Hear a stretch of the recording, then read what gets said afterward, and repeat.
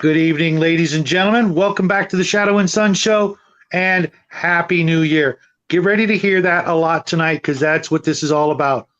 We're going to be wishing each other and anybody else out there who wants to come in, pop in, say hi, and just bring this new year in like a lion. Let's just seriously let's shove as much positivity as we can into the new year and see what happens.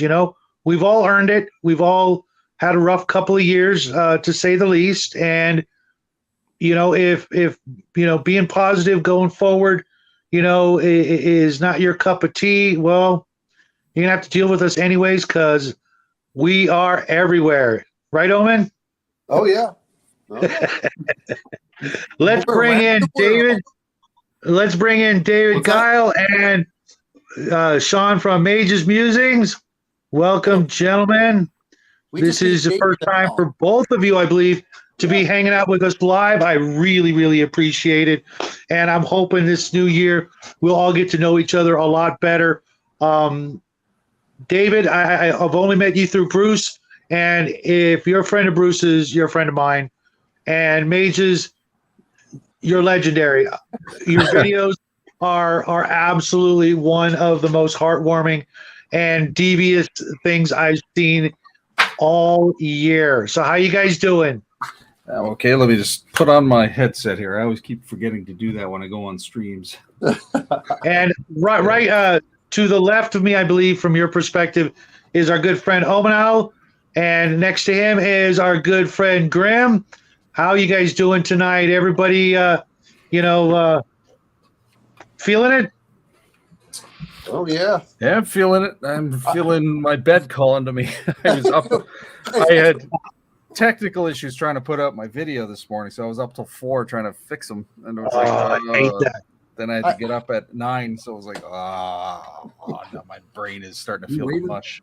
I saw it and I was trying to be good and getting off, and then I got into the argument with Elf Bait. We went round and round and round. But Elf Bait's a great guy. No, I know we are. Well, as long as we don't take anything personally, and right? Yeah, that's one of the great things about this extended family we've created here. I'm not going to use the C word because it's got that cringiness to it. We're all friends, therefore we're all family in my book. That's the one great thing. Well, one of the great things is we never take this stuff personally, because it's never really personally. I mean, unless you wrote the game system, right, David? You can't. You like what you like and enjoy it. If you want to share it and you get people to share it with, cool. But if someone doesn't, I for example, I'm not a big fan of racist class. Okay. Sure. Me neither.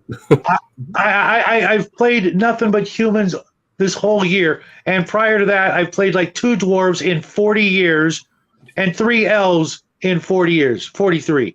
And I just want to run a freaking elf or a dwarf or a gnome that's not just or a halfling that has a profession. And why can't they, have a profession? And why do they have to be limited other than physically or maybe mentally? I get it. A hobbit isn't going to go up to, be a 20th level fighter. Okay. But why can't an elf, be a badass magic user? Who makes their magic items? Who makes the elven magic items? I'll say this much though. Looking at the OSE, and maybe Sean can get into this. And I'm sorry. Well, I have opinions. Well, They're welcome here. I mean, if you look at the saving throws, my God, the dwarves, the halflings, yeah, okay, they're limited level. But you look at the saving throws, and they have saving throws for like 14th level humans. Right, but that, Omen, you have to realize that was what they got instead of what everybody else got. Now, if you take that away and you look at like AD&D, they don't get the great saving throws that you're talking about. Instead, they get the multi-class. They can be 2 professions at once. And I've seen some games out there where they took away that and gave everybody, options of professions, and even gave the humans a couple of little gimmies. and then suddenly everybody's on an even playing field from first level. I It That's boils what I down to think what would you're be looking for. right. I get it. A lot of people want the game they played when they were young. I'm doing a series on nostalgia right now. I'll finish that up Monday. And to me, that's a lot of what it all is. You know, I even me, I'm stuck at AD&D because that's what I started with. so so I've played them all, so but Shadow. for I don't want whatever the game I reason, grew up with. Okay. I didn't grow up with. I mean, I did basic. We played it for probably half a year, and we switched over to AD&D. I was like, I don't like race versus class.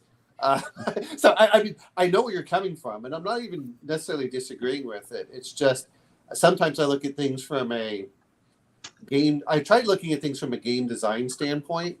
Um, just like whenever Max talks about BattleTech really attracted everyone because they could make their own mechs, but it didn't necessarily make it better for the world. Why would you ever use one of the standard mechs? Because it just seems dumb. Because they're not optimized, and that's what it really comes down to. Don't get me wrong. I know that Sean has really been playing OSC, and I'm just looking back at it from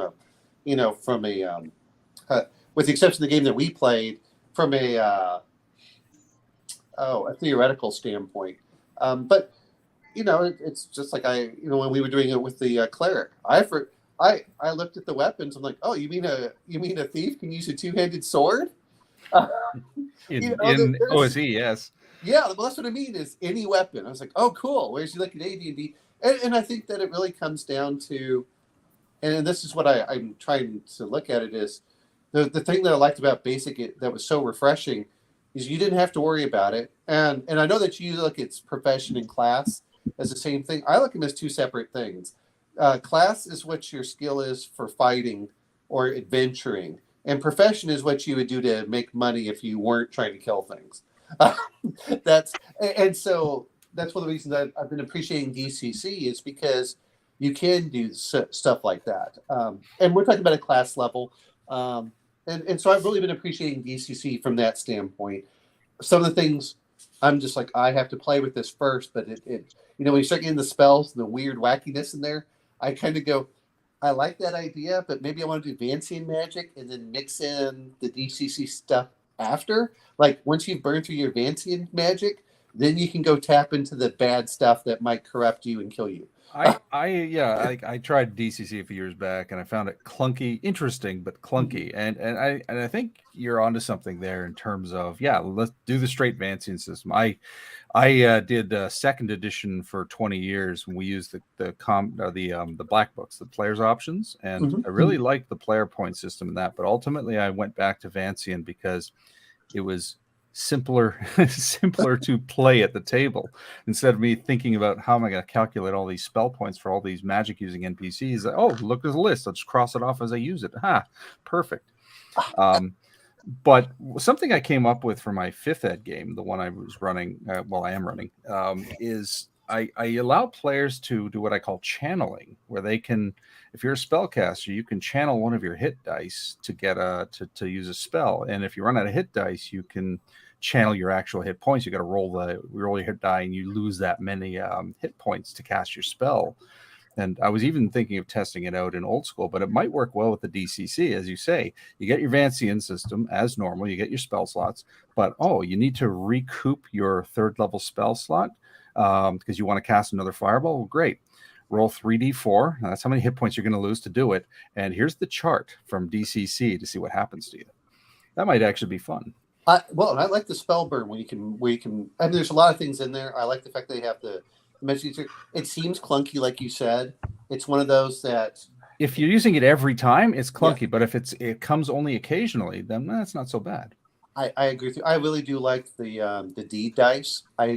Regardless of what system, I think the deed die is really a cool mechanic that they're using, where instead of getting a flat proficiency bonus, it's a random one. And if you want to do a deed, if you get that number of points or above, you can do that. So it allows you to play the swashbuckler that swings across on the rope and cuts down the chandelier.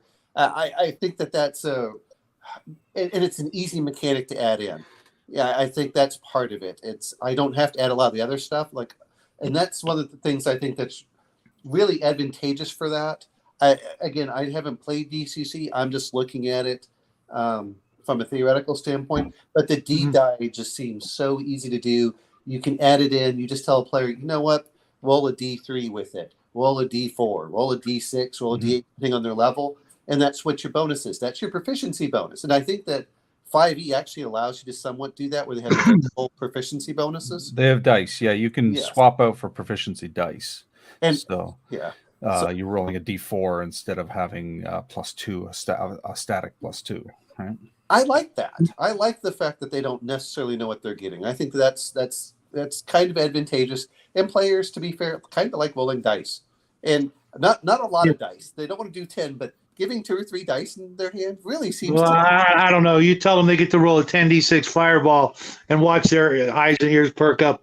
Grim, you've been kind of quiet. Yeah. Well, what do you run at home? Just listening. Hey, David. What now? Oh, I'm sorry. He was just asking he just wanted your input now, and if you want to talk or if you just want to listen. Well, you're speaking of different games you enjoyed. I was just reminiscing about Chainmail. When my friend brought that up, and he said, "Let's play Chainmail this way," and it went from, a fun little war game. Y'all remember Chainmail? I've got a copy right over here. Yeah. I never played it though. I never played it.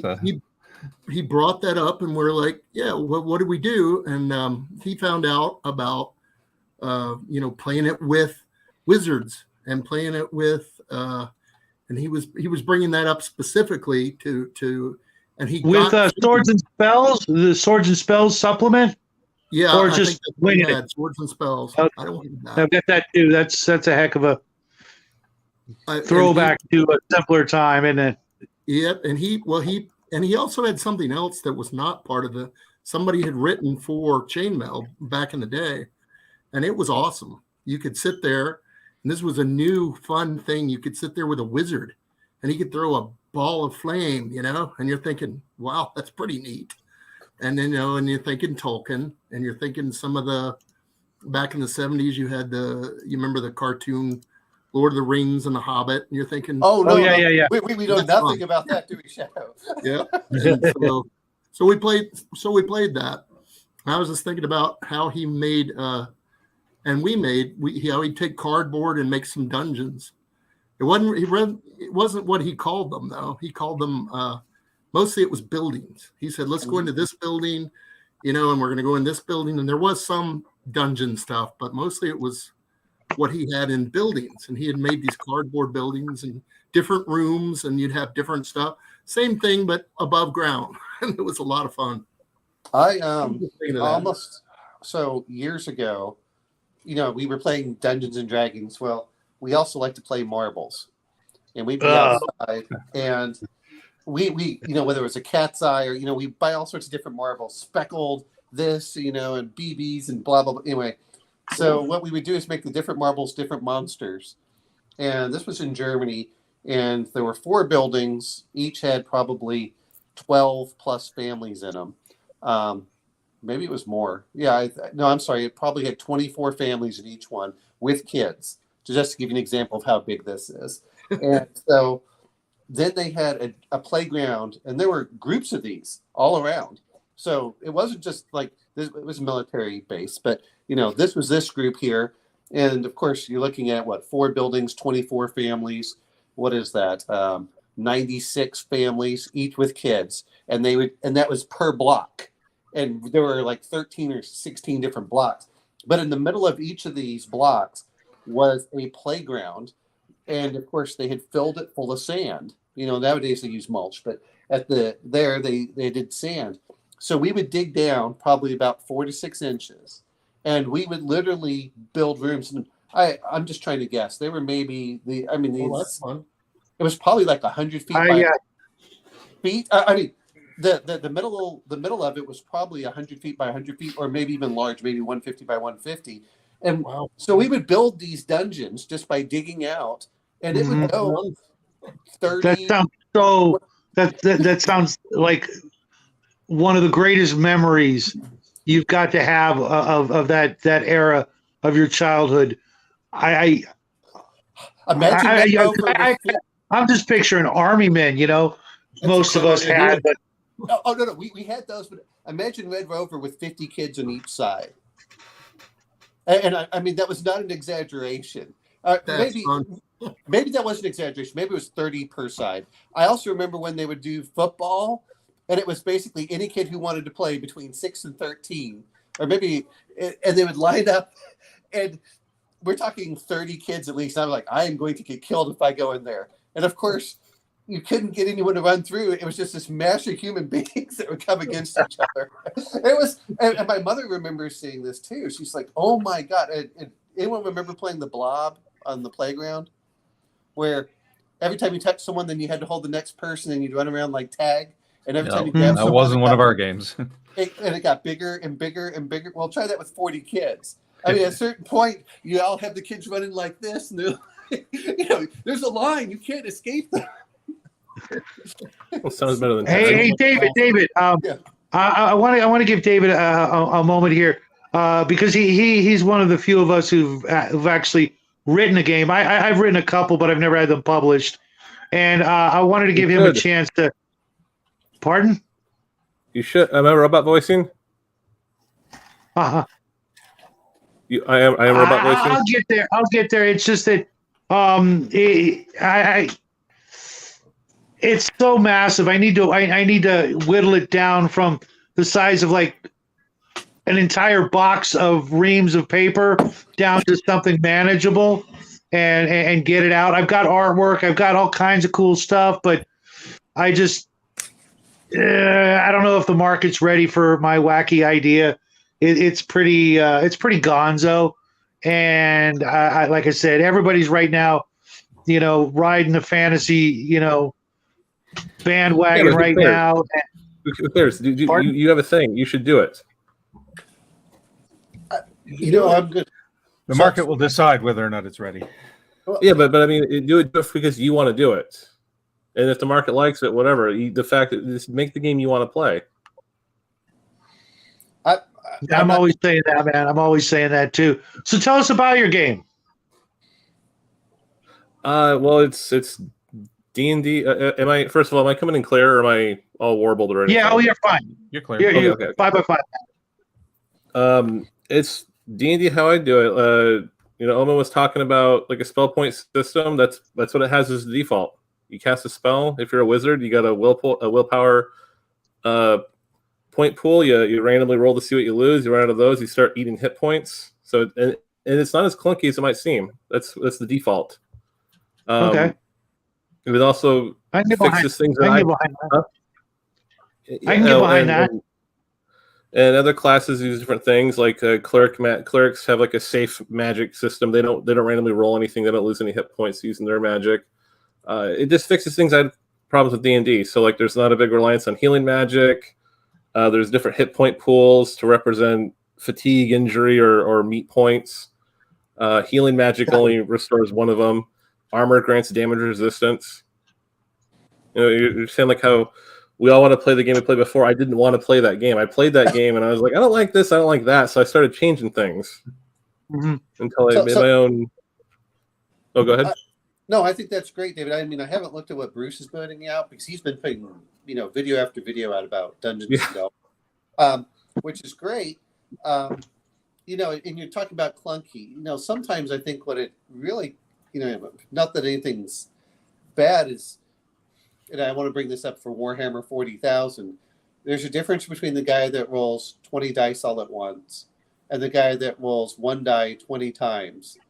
I think there's, and it depends on how many charts you're looking at. And I think, and I know that you have gone through this, but if you're going to roll more than one die at the same time, I think it's important that it's even, like for example, if I was going to play DCC, I'd like, okay, I want you to play your attack dice, your spell dice, and this all at the same time, and we'll go through it. If if one misses, we don't worry about the other two. I think the problem is that a lot of times players want to do one, and then the next one, then the next one, and then decide what happens. And you're going, okay, that's slowing the game down a lot. And go ahead, sorry. Well, DCC had those had a table for every spell. I used to own the book, but I sold it a long time ago to someone who really I had like the first printing book, and this guy really wanted it, so I sold it. But I remember it had a big table for every spell, and that's I don't know. I think in play, it did seem like, yeah, and all the critical hits. I thought there was a bunch of charts for that too. And that also seemed kind of people play it. They say there's like a online thing you can use for all the spell stuff, which like an app, which I guess that's good, but it's still the idea like I'm going to cast Magic Missile. I got to roll a thing, maybe like I thought there's like a caster check, and then if you rolled really bad, you lost ability score points or something. It seemed very convoluted. Yeah, well, you have to roll the die first, then you add your level to it. If you roll a natural one, then you roll like a D4. The D4 determines what kind of corruption you have, minor or major. Then go look at the table for minor and major corruption. Then roll on that, I'm guessing. Yeah, then you roll on top of that, and it's not. I'm not knocking that. I mean, I agree with you. It's nice when something's fast. Now, I haven't played your system, so it's hard to compare. There are some things I really like the idea. Like I said, I enjoyed the deed die for fighters only because it was fast, not because it's complicated. The player determines what they're going to do if they succeed in their deed die and they get a high enough number. Okay, that's fine. That's easy. But you're right. If I have to, especially when you start getting 5 or 10 spells and each one has their own 2-page thing, it can table. Yeah, and it's a big table. I mean, it's got 30 or maybe. I remember like each one was like a page. Every spell took up its own page. Or 1 or 2 pages. Yeah, it's. Yeah, I mean, well, I sent Shadow the link for or the coupon for DCC, and MCC because I like some of the things in there. I do, and then there are other things I'm just going. This looks like it's going to be a nightmare. Yeah, real quick. I always believe that I should read a system before I knock a system, or play a system before I knock a system, and PDFs are the way to go for that. Every once in a while, you'll get pleasantly surprised. Real quick, I just got invited to a superhero game called Vigilante City, and I totally love it compared to what was my favorite system, that being Villains and Vigilantes. Don't get me wrong, V&B is a great system, but it's missing stuff that Vigilante City has. I think the other thing is, and David, I don't know what Dungeons and Delvers go for. A lot of times, I mine books for ideas as much as I do to like, do I want to play this game system? And I think that there's that aspect of, even if I get one thing from it, I'm like, well, this is kind of cool. Or I do like the tables that I don't mind tables when there's stuff as a DM I can do in the background. And what I mean by that is, hey, I'm going to prepare this magical sword. Let me go roll this. Or I love their dragons. Okay, let me go roll this. I love that aspect, but that doesn't take away from game time. Anything that slows down game time is part that I'm always worried about. And like said, tables for planning can also give you ideas as well. Maybe like instead of the saying I'm going to do an adventure like this, you roll on a table. Oh, something unexpected happens, and then you get around with that. I think it can help you learn and grow as a GM. But again, that's like behind the scenes. That's before the game. It's not like I'm going to cast Magic Missile. Hold on, guys, roll. Okay, roll. Okay, roll. Oh, I got corruption. Okay, roll. Well, I was telling Shadow for DCC when I was, if you get the really high level of 34, it's going, okay, D4 missiles that do 10 points of damage and go 100 miles, traveling like 1 mile per second or something like that. You're just going, holy hell. But what I do like about that also is that it allows spells to be useful at all levels. You don't just simply say, well, that's kind of a worthless spell. I'm not going to get it, or I'm going to do this. But I agree with that, and I kind of in my game, I did find a way to fix that. Oh, really? How did you do it? I mean, I'd like to hear from a game design standpoint. So in my game, you kept. Let's say you get Magic Missile. Here's how it works. I'm going to cast Magic Missile. Roll a d4. That's how many points it costs. Chalk it off your willpower, whatever. And every spell has a way to enhance it. So like Fireball, I think is 1d6 plus 2 points. So you roll that. Now, if you want to, Fireball, that's a good spell, but I guess we'll stick with Magic Missile because that's Magic Missile is one that kind of falls off at higher levels. This one, it has an enhancement, 1d4 more points. Fire more missiles. Keep doing it. Add more damage. They do more damage. So you can keep scaling it up the more willpower points you're willing to randomly roll for. So a player could, I'm going to cast a Fireball. They also don't automatically scale. So if your Fireball, I think is 2d6 damage, and you have to spend the points to increase it. But you can increase the range. You can increase the area of effect. You can increase the damage. So even like at level 1 or like level 10, I ran a game to level 17. The players were still using magic missiles and lower level stuff because they would just pour in the magic resources to boost it. But which is kind of how I that would deplete always them. felt about it. Real quick question though, but how is willpower done? Do you get like gobs of it as you go up in level? Or you get 4 per wizard level, and then you add your intelligence modifier to the total.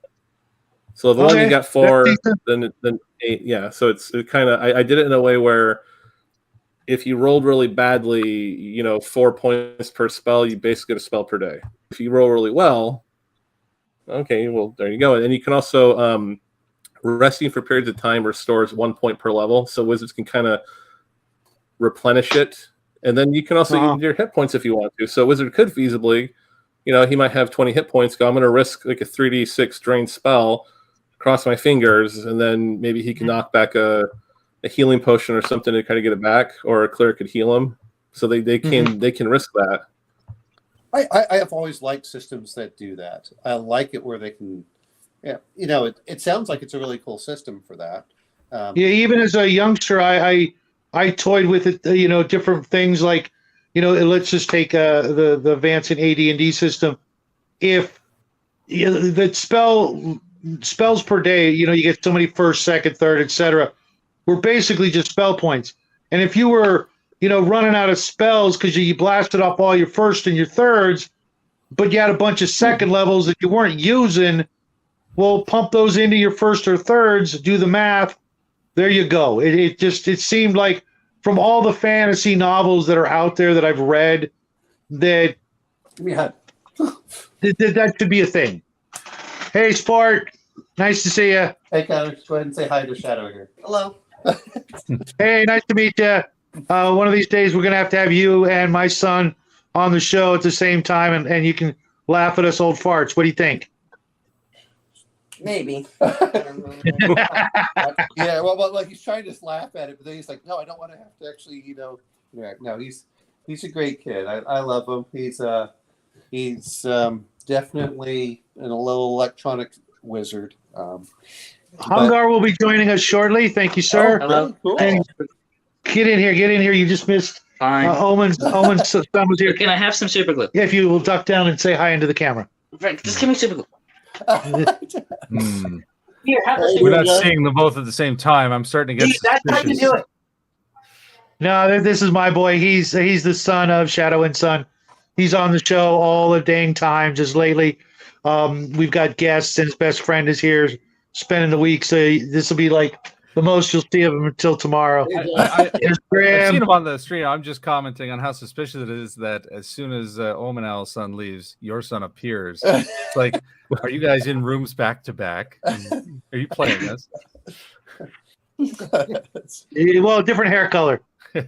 I know. Well, that was funny because he was born. And with that thing, Lou, you're going to have to take the cap off completely and get a toothpick because it doesn't squirt.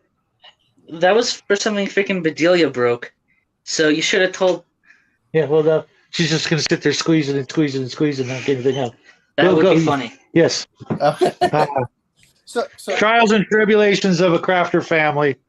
I mean, so I'm going to ask you this, David: is how much do your books cost, and where can we find them? The bottom line guy, gotta love it. Well, no, I wanted at the beginning just so I know, and then we can discuss a little bit more. Besides, I love to hear about it, but I like knowing, Well, the PDF, it's only in Big Geek Emporium.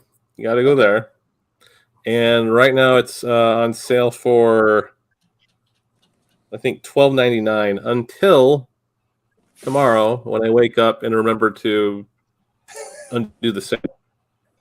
This isn't your stuff on Drive Thru RPG? No, it's Big Geek Emporium. Some of it still is, but we're moving from Drive Thru to Big Geek Emporium. Got it. Okay. So this is your stuff. It's just your more up-to-date stuff is on Big Geek. Okay. Yeah. Let's see. Dungeons and Delvers. There we go. Hardcover and PDF. Doo-doo-doo. That's also on sale too. I marked them both Hey, down Arn, what's happening, buddy? So it, Joe Harden was nice enough to get rid of all the commissions for his side of things. So now we get to keep all the money. Well, he's going to flip it back to I think 10% in a little while, like in a couple days. okay. I mean, that's fair. $1, so that's cool. And, That's fair. They got to make some money. oh yeah. Well, he started doing I think 20%, and he didn't care if you were exclusive or not. And then a few months ago, or a month or two ago, he knocked it on 10%. And then for the holiday season, he said he's going to get rid of it entirely, so everyone, Christmas thing. So That's really generous. And trust me, Joe and Randy are great guys. You won't go wrong with them unless something weird happens. You know what I mean? So you're David, expecting an adventure draft. So David, how is it working with your wife to create this book? Oh, it's great. We started playing 4th edition D&D to see what we hated about it, which turns out it was almost everything. And then because that was the most recent edition that we had, and so I tried to have her on it, and she was like a wolf. Like, why is the wolf so complicated? All the shifting around and stuff. So we started on 4th edition. They were like, what do we hate about it? Well, we don't do spells, so we changed the spells. I had too many hit points, got rid of the hit points, and we just kept carving away at it until we whittled down to nothing, and then built it back up. And so we play testing with our kids, play testing with friends online, and way back when we started doing RPG stuff, I was doing the art for it, and she was like, "Hey, can I try coloring that?" Because I wasn't coloring it, and so that's kind of how she just started taking over the coloring side of things. And I'm going to laugh because I'm looking at this, and your paper minis are color for very similar to the Order of the Stick here, as I'm looking online. That was because my daughter, when she was 7 or 6, she wanted to play with us, and we were playing Dungeon World, which it's a clunky game, kind of complicated because all the narrative stuff in there. So I thought, well, she's having trouble with math, so I thought, well, I'll do a game where we roll dice and stuff. We were playing Super Dungeon Explorer, and so we were using the minis from that because they're kind of kidsy, cutesy things, and so that's what that's for, is more of a kid-oriented game. Oh, I think it's great. I know, and that's one of the things that I really like watching at Sean's when he's doing his little Mage's Musings, Order of the Stick minis. Because I think if you used real minis, it would actually be less impactful, oddly enough. Because it's kind of hard to see all the detail in that one. It's just like, oh, this looks cute and cool. So expressive. Yeah, exactly. Yes. I mean, I'm relatively poor, so buying hordes of actual minis, and I'm not inclined to paint them. So, but the paper minis, they're cheap. I can replace them if they get wrecked, and they get wrecked. Yeah. So it's like I got a small army of them built up. Yeah. So I was like, all right, this is what these are being used in the videos, and so I have to put a little disclaimer that not a sponsor. Not yet. Not yet. I doubt they will be, but Excuse me. Well, I remember watching Black Magic Craft back in the day, before he and I got into a little bit of a disagreement. Nothing major or anything, but he started out with paper minis playing D&D, and as soon as someone started handing him mountains of miniatures, that quickly changed, and now he is a pretty damn good painter. one of my friends, if you watch the Night Below recap, the player Matt, he's one of my oldest friends. I've known him since junior high. He's very good at painting minis. Like he's, I mean, well, his hand is starting to tremble now. He's nearing 50, but he, you know, the detail he puts into his minis is unreal. but I don't have the money to commission him to paint a whole plethora of minis. I know it's so hard. Just start out with the characters. Trust me. That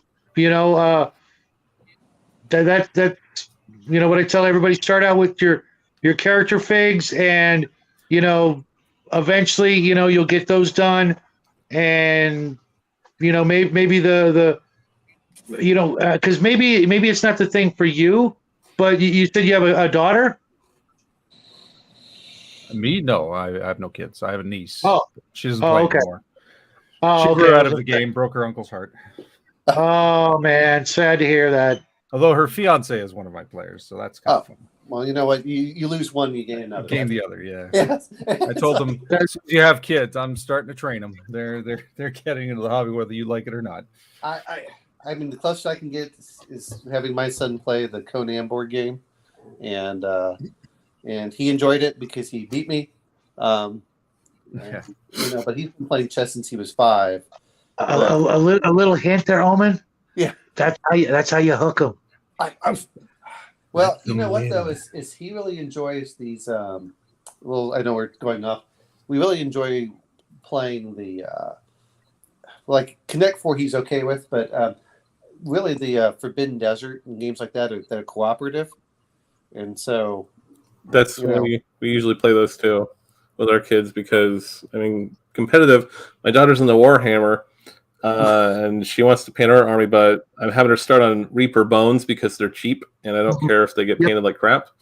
But in Warhammer army, they're also really more cheap. expensive. The Reaper Bones are real easy to strip. Also, if you ever want to go back or she wants to repaint them, just soak them in LA's Awesome for a little bit, maybe 24 hours, and wash them off with an electric toothbrush and some good hot water, and they should come clean. Metal miniatures and more. Go ahead. What was that? Metal miniatures? With metal miniatures and other things, you can go the more professional route and get a sonic cleaner with the LA's Awesome, and they'll be done in like 30 minutes. But the sonic cleaners heat up, and so you got to be careful what you put in there. Reaper Bones is fine. Metal's fine. You may get some discoloring, but they will come out, stripped. So it works fine on hard plastic, just not resin, is what you're probably saying in most cases. Right. Yeah. Okay. Or anything with really thin spears and things like that. You want to just go LA's Awesome in a cup and keep it cold, and you're good. But because I've been cleaning miniatures for 30 years, I literally professionally, I would buy miniatures on eBay, old miniatures, strip them, and depending on the condition I could get them into, sell them in various states, and literally made tens of thousands of dollars doing it. So I'm, if you want to go that route. Mostly these were. Pardon? Let's say, what do you recommend for super glue? Oh, to get rid of super glue? Oh, that's easy as cake or pie. The generic or whatever nail polish remover you can get at the dollar store, it's either pink, blue, or purple. You put it in a cup of that for maybe 24 hours or so. Just check on it periodically, and it'll turn the super glue into a rubber you can just peel off. Oh, and not styrofoam. Let's make sure we say cup, not styrofoam. Yeah. Thank you. A glass. Always use a glass jar, pickle jar, something like that. I use pickle jars or something like that so I can put the lid on it, and nobody's complaining about the smell, and it won't spill. And with nail polish remover also, it evaporates really, really quickly. So you put the lid on it and just come back and check on them. Yeah, I was just laughing because, boy, you put the nail polish remover on a styrofoam and it melts it right away. See, Bo, you watched my video. He's saying he's exactly what I do. LA's Awesome, and my sonic cleaner, 30 minutes later, they are beautiful. Just be careful not to mix metal miniatures. That's another thing I learned the hard way. If you mix lead with pewter, you will electroplate your pewter miniatures with your lead miniatures. Oh, It's wow. not pretty. Oh yeah, make sure they're from the same company. And if you really want to be, careful, do one mini at a time. I used to put dozens of miniatures in a big glass jar, throw in some pine sol, and no. LA's awesome. Little jars. Yeah. I had some great Warzone miniatures from Heartbreaker Hobbies from the Mutant Chronicles universe. And I was cleaning them with some lead miniatures at the same time. And I was wondering why my Warzone miniatures, which were made out of like pewter or tin, were turning black and gross, and my lead miniatures were like crumbling.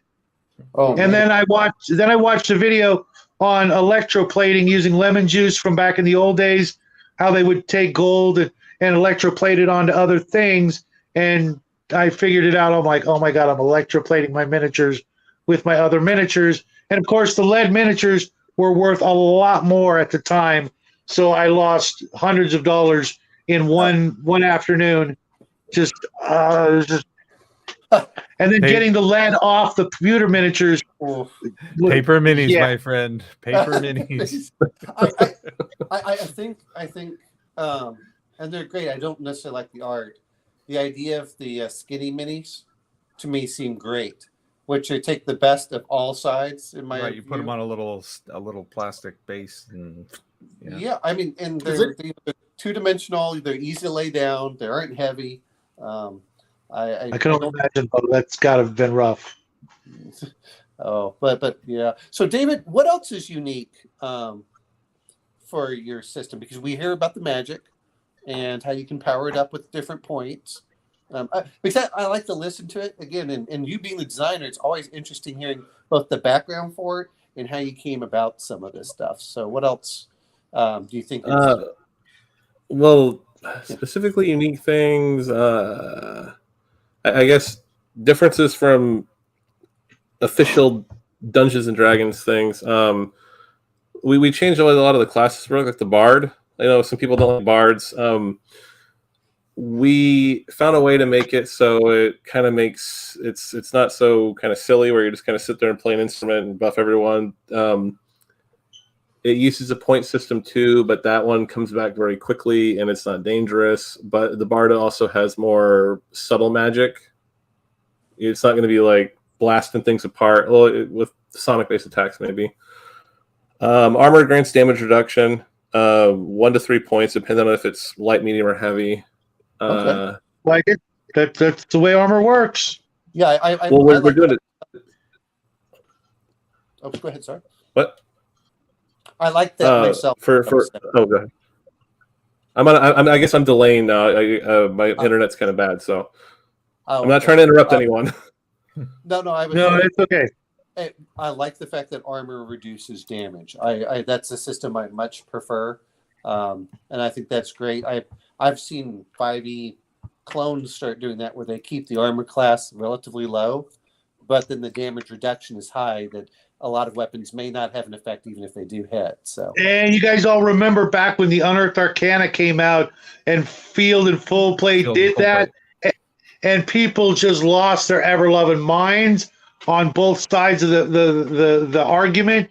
People who hated it, thought it ruined the game, and people who loved it, I'm like, where have you been all my life? Well, I'll tell you, I'm in my my 1E game. I'm running 2. I have The Night Below, which I recap on the channel, and then another game which isn't recapped. The players have just got like one guy. I'm allowing them. So one guy commissioned his full plate armor, and he's the cleric, and the warrior, the fighter. He's like, oh, where can I get a suit of that? It's like, well, it's 3 months and 4K. And what's great about it is, I'm just playing it as written. I'm not changing it, but it's keeping them poor. The guy just dropped his 4K on the armor, and he's like, we got to go adventuring. This armor is expensive, not only to buy, but to upkeep. It's like, Mm-hmm. The way it really was. I don't know anybody out there who's got a plate carrier. Well, I had one when I was overseas. So you understand that you're still going to take some damage from the hit, but that's what it does. Is it doesn't make you harder to hit. And my plate carrier weighs like 25 or 35 pounds. It makes me easier to hit. I'm a slow old bastard. I put that thing on, and yeah, I'm about as quick as a turtle. But if you hit me, center mass, I'm not going to die. I'm hoping, unless it's cracked ribs, because it's like I kid you not, it's like almost a centimeter thick steel plate. It's massive, but it just makes you harder to damage, not harder to hit. I don't know how Gygax and Arneson, didn't think of that back then. You know what I mean? I think, and I'm gonna play a little bit devil's advocate for some of this. I think that the way that, when you look at the old military, how hard was it to damage is the way that they were treating armor class. It wasn't how hard were you to hit, which is always what got me into trouble with the touch attacks. Well, I'm touching the armor, but does that count? But I think that the way that they did it from the old war games was how hard were you to damage. It's very similar to, 40K does some of that. But, to me, that's what I think that they were looking at is, hey, we're going to do a quick, fast system. And I don't know, since Grim here has chainmail, you have a bit more backwards. I kept hearing chainmail as a kid. I never once saw it. And I guess it had gone out of print by the time I was around, which admittedly was in the early 80s, but I never saw chainmail. And that's what they said is, for big combats, get chainmail. And then what they went into is battle system, which, Further to what you're saying about being hard to hit is you also remember earlier the game goes the lower the hit point threshold, and you were dead at 0. There was no death saves, no going into negatives. So yeah, you were hard to hit, but that one hit would still kill you. Yeah, and to be fair, if you look at, I know that when you guys were critiquing Connell about those hobgoblins or whatever you were fighting, and how hard it was to hit, I'm looking at it going, okay, the problem that I think that 2E's kind of suffering from, 5E, is the damage on a lot of the weapons has not increased, even though the hit points have. Hit points have not just increased; they've skyrocketed. The bloat is unreal. And dragons are 32 or 37 hit points. A combat might last 5 rounds, and if you're playing the old advanced Dungeons and Dragons, like I know that we're talking about this. What was the two-handed sword? 3d6 against 3d6. Large. Yeah, I mean, cut through a dragon. Whereas in 5th edition, the dragon averages 300 to 500 hit points. Yeah, back in AD&D, they had 88 max. And does that make it? I guess from my perspective, did that make really for a better and fun, fast flowing game? And the answer is no. No. But I understand why they did it to make it harder. But after a certain point, we'll die. It's like, you're fighting bags of hit points. You're not fighting creatures. Yeah. I think that's some of the beauty of when I went back and I looked over at Basic or OSE, and they're going, was it 32 or 37 hit points for a dragon? And you kind of laugh at that looking at the old D&D, but yeah, combat's weren't going to last more than 5 rounds. And a breath weapon is a TPK unless you're pretty high level with good hit points. Yep, pretty much. Who here? Just wanted to ask real quick. You had spoken of using paper for your figures. Who likes using paper? I was just going to tell somebody. I found it here. It's called juniorgeneral.org, and it's a wonderful site and a great resource. Like, you could use some of these things definitely for D&D and stuff, but it's different military time periods done in paper for free. That's really cool. I just was mentioning because David has that up for sale in the Big E Emporium, was the equivalent of his stick mini, the order of the stick minis, which is what Mage's Musing's using. But I like the little color in there too. I just thought that's a really cool way of getting especially kids in there, like you were saying, David.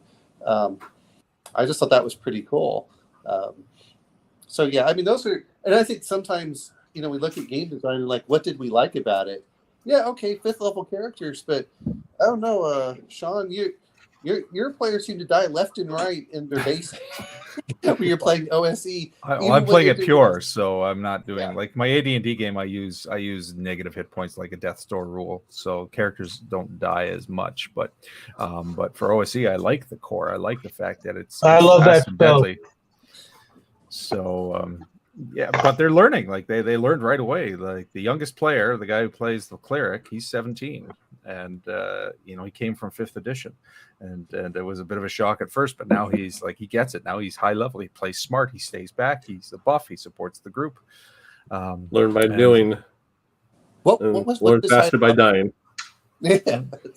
What's the highest level you have in your OSE group? The 3rd level, the cleric. Okay. The halfling just made level 2, so he's climbing too. Everybody else is still level 1. And I find that really interesting. Like you said, and they still seem to be pretty. When you talk about the fighting and stuff, just in your description, I understand that's a few weeks behind. They're dodging, they're weaving, they're staying out close. They're actually afraid of everything. They're playing smart and tactical. And I like the fact that, I like the really basic, and I like how you're adding character classes that as you gain a level, you get to pick a new class from the advanced. Yeah, because I want to test the advanced stuff. So I'm letting them, as they level. So the 3 level 2 choices have been chosen. They added Ranger recently, so Rangers will be joining. And I guess we only have the 1 person at level 3 so far, so 2 more level 3 choices. And that allows me to filter them in without overwhelming everybody, because we have a couple of new players too. So sure. The reason I just mentioned is you've really brought that in. David, do you, and I know that Bruce has really been doing it, and maybe just because I'm afraid to talk about the number of books I bought this year.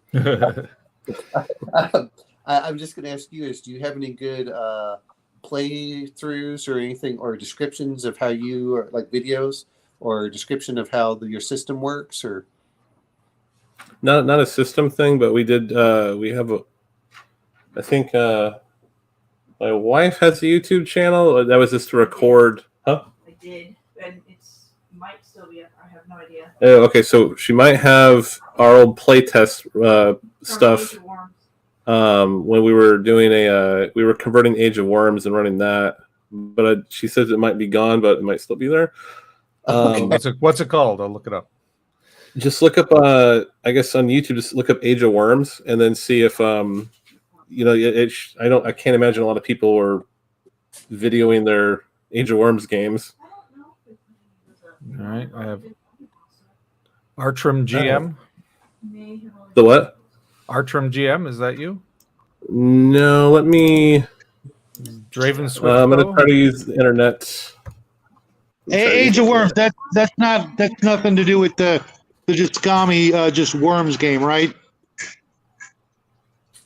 No, it's a old 3rd edition adventure path. Whoa, what's your channel name? There's a lot of people that have done Age of Worms.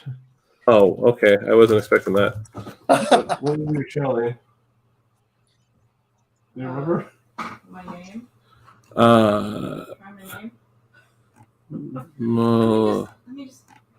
She's going to try to find it. okay, but I didn't mean to put you too much on the spot. I was just trying to. No, it's been a while. We used to do video stuff, but our internet's so bad that we haven't done it in I think 2 years or something.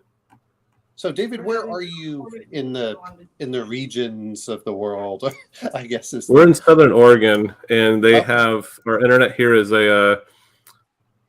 it has to use a cell phone tower, so it's ridiculously slow, ridiculously unreliable. We're going to be moving to Oklahoma. Hopefully, we'll be better off there. Okay.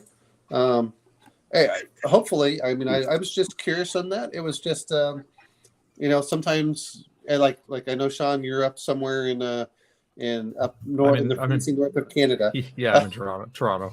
Okay.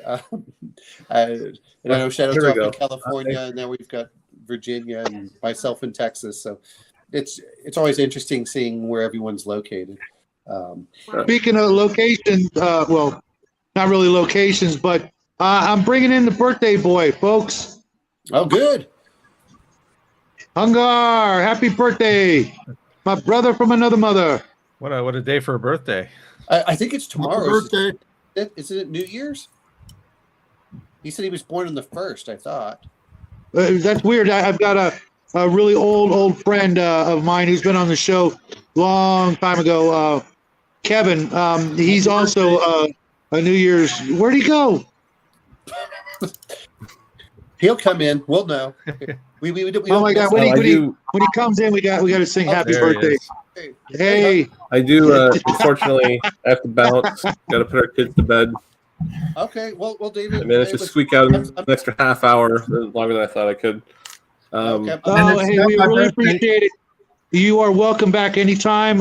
It was really great getting to know you a little better. Make sure you give the family a hug for us, and thank them, for putting up with your crazy hobby. And Happy New Year. Oh no, they participate in it. We all my kids help play test this stuff and everything too. So we're all in it together. That is so cool, dude. There is nothing like it, isn't there? And it's not my No, birthday. it's great because I can. 12:03 Eastern. Oh, you were like born super. Hey, Hungar, I'm going to ask you a question here. Were you like where they put you in national news as the first baby born of the year? I was the first child born in Osceola County, Florida. That's all Okay. I know. Oh, okay. All right. That's what I was just. So I am a New Year's baby. Just I don't know if I am the New Year's baby. Oh, okay. Well, happy birthday anyway, and happy New Year's to everyone. Happy New Year, buddy. Have a blessed night. Have a good one. Yeah. Happy New Year, guys. Everybody Bye. on Legion Bye. and Myth says hello. Hey, Hungar, Yes. where you been, man? We missed you Friday. Life. I had so much stuff to do. I had a doctor's appointment on Friday, actually. I'm not gonna lie, you scared the crap out of me, man. Hey, I'm telling you. 3 weeks I've not been in the hospital admitted, but I did have to go to the hospital today for this. Oh, man. What happened there? I got a spider bite. Oh, A black recluse? Oh, sorry, a brown recluse? Oh. Yikes. Yeah, right on my neck, right above. Oh. So they put me on a bunch of antibiotics and crap. All right, Well, the spider got the short end of the stick. And When a bug bites me, it dies.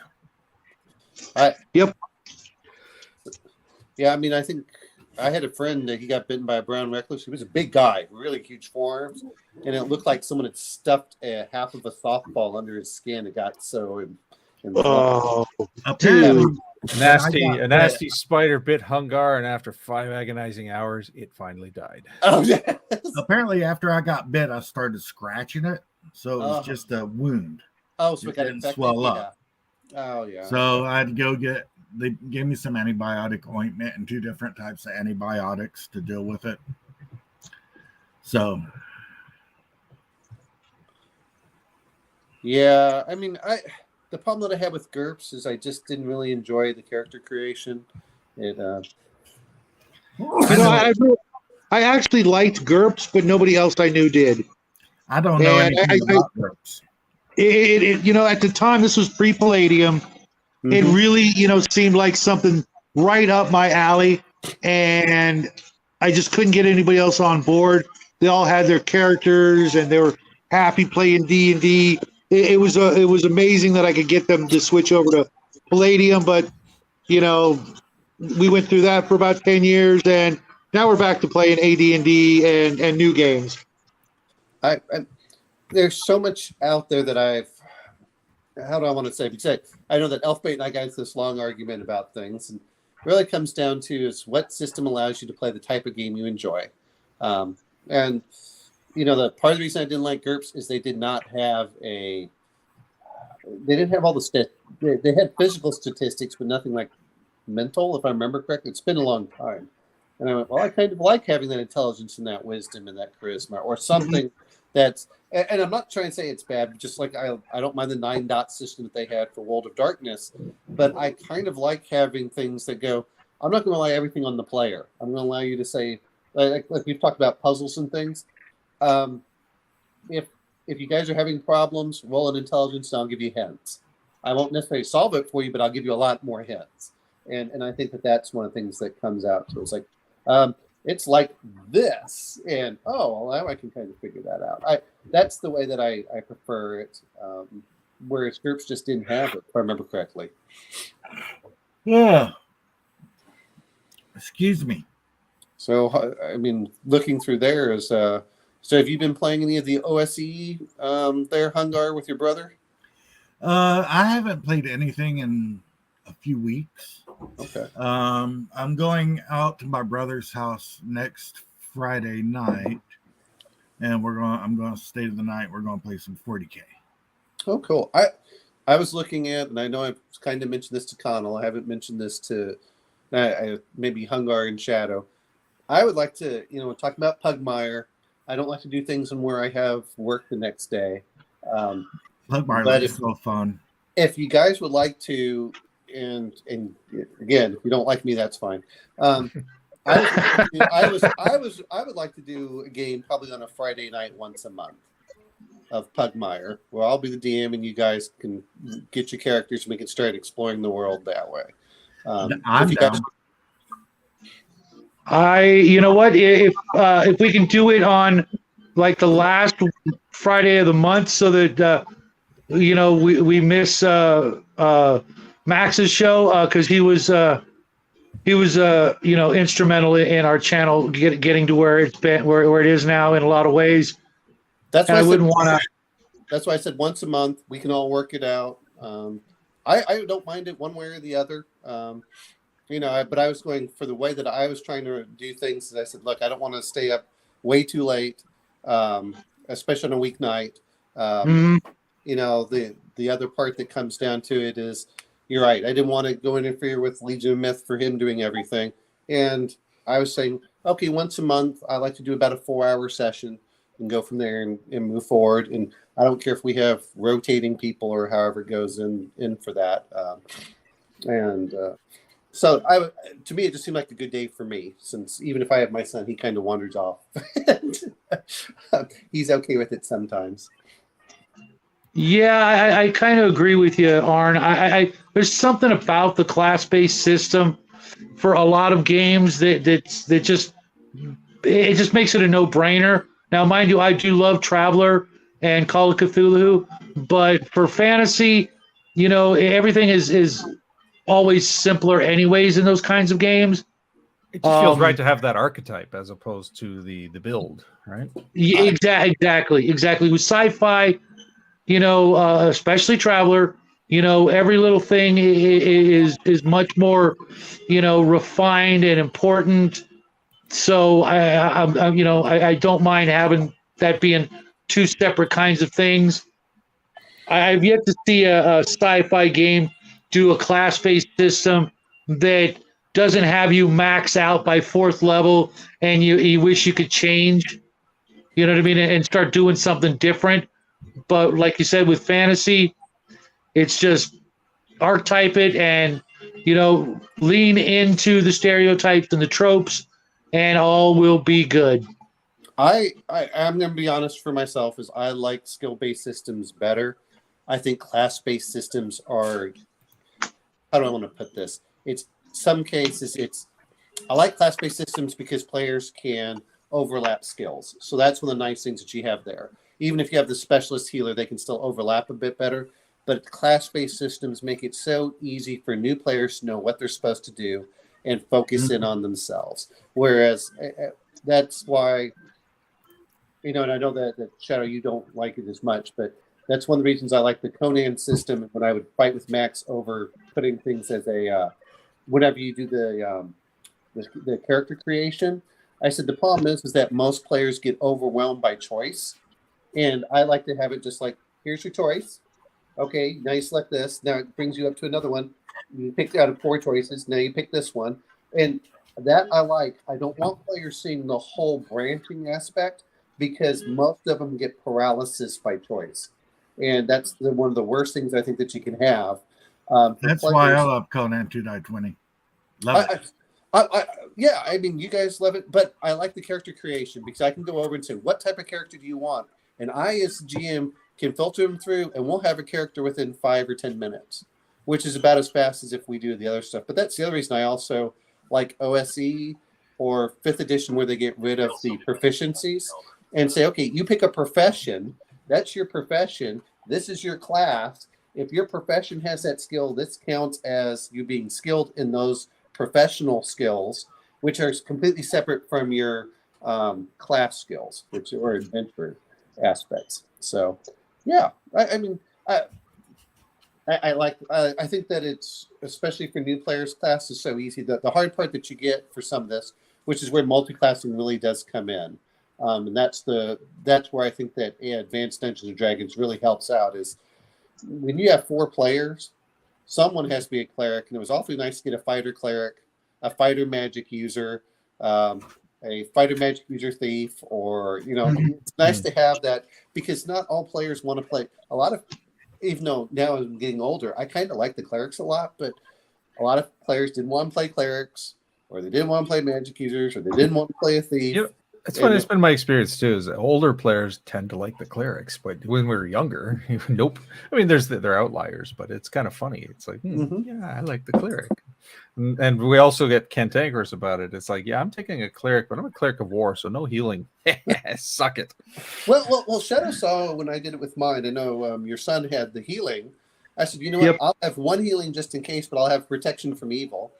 And poor Boy, did Mark, that come in handy.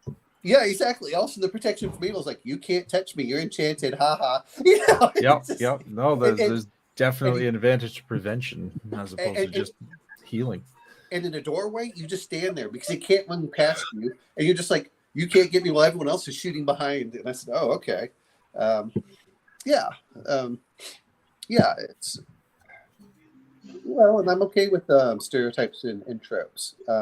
But the other thing, the reason I like skill-based systems in certain ways is progression of skills and stuff is nice and slow.